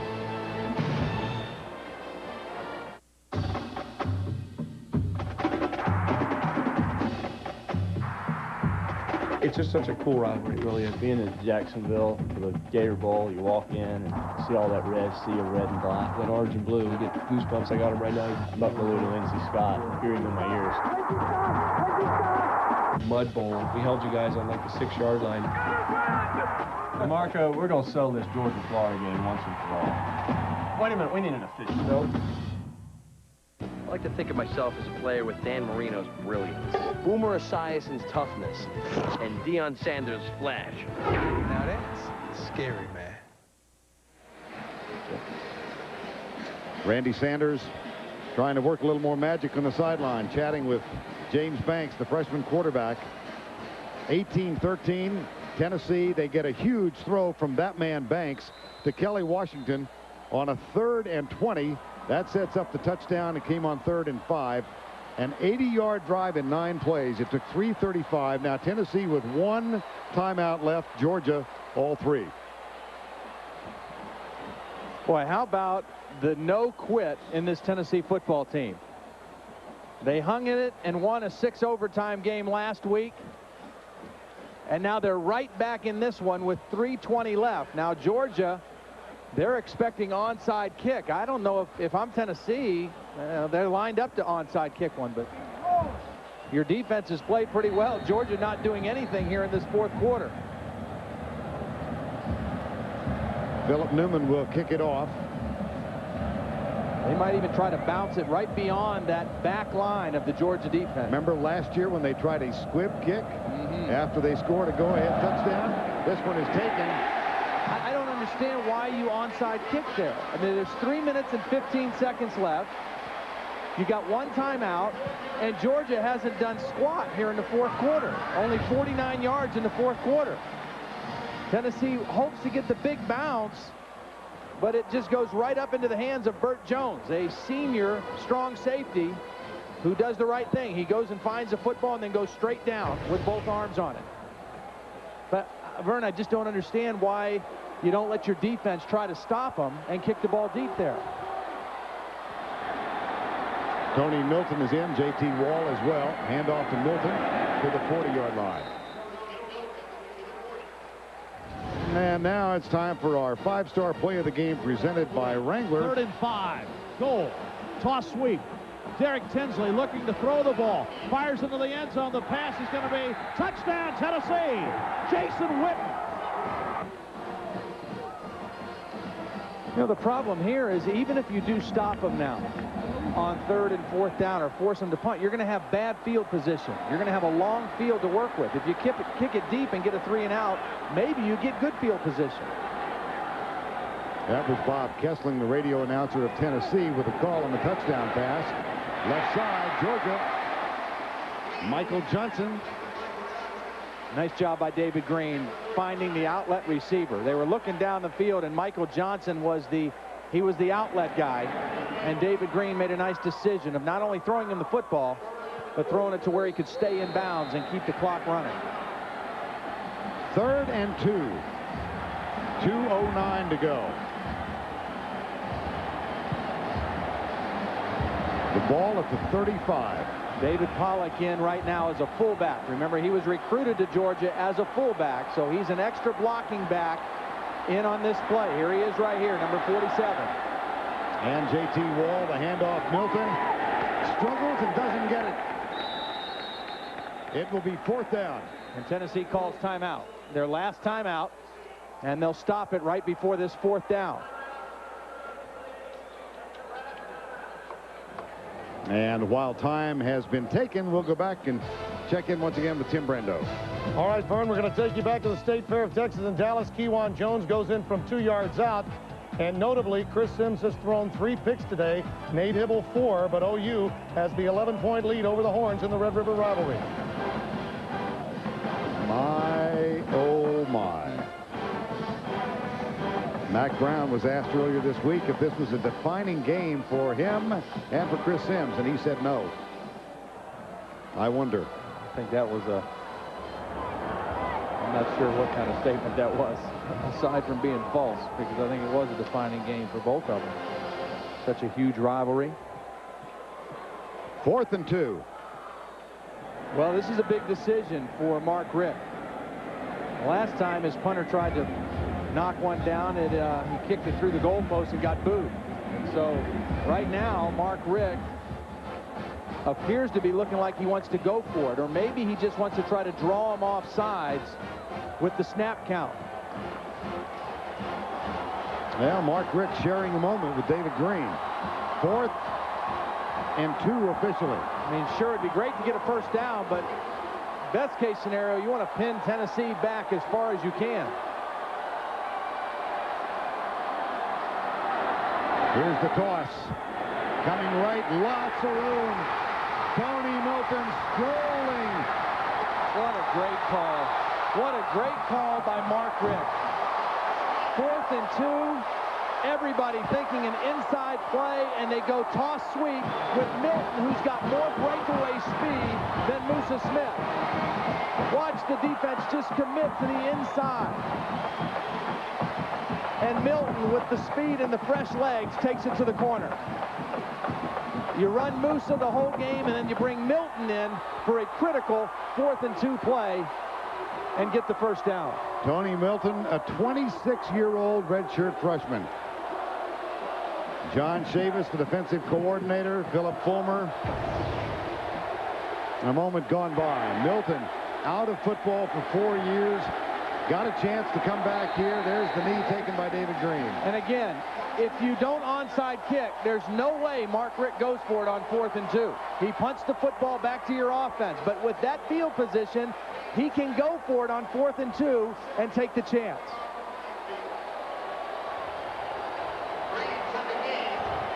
Time now for our CBS Sportsline stat of the game. Georgia passing yards in the first quarter. Tennessee nothing in the first quarter and 183 cents. Get complete game stats at CBSSportsline.com or on America Online, enter keyword CBS Sportsline. Georgia had to really kind of hang on here in the 4th quarter, but they did it, and they'll move to 6-0, and they remain one of the only undefeated teams left in college football, and 3-0 in the SEC. And 3 in a row against Tennessee. They haven't beaten ranked opponents in back-to-back weeks since 1991, and they get that done again today as well.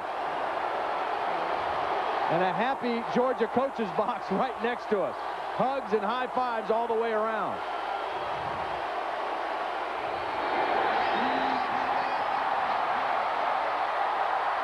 Here's a chant you haven't heard in a couple of years around here. How about them dogs? How about them dogs?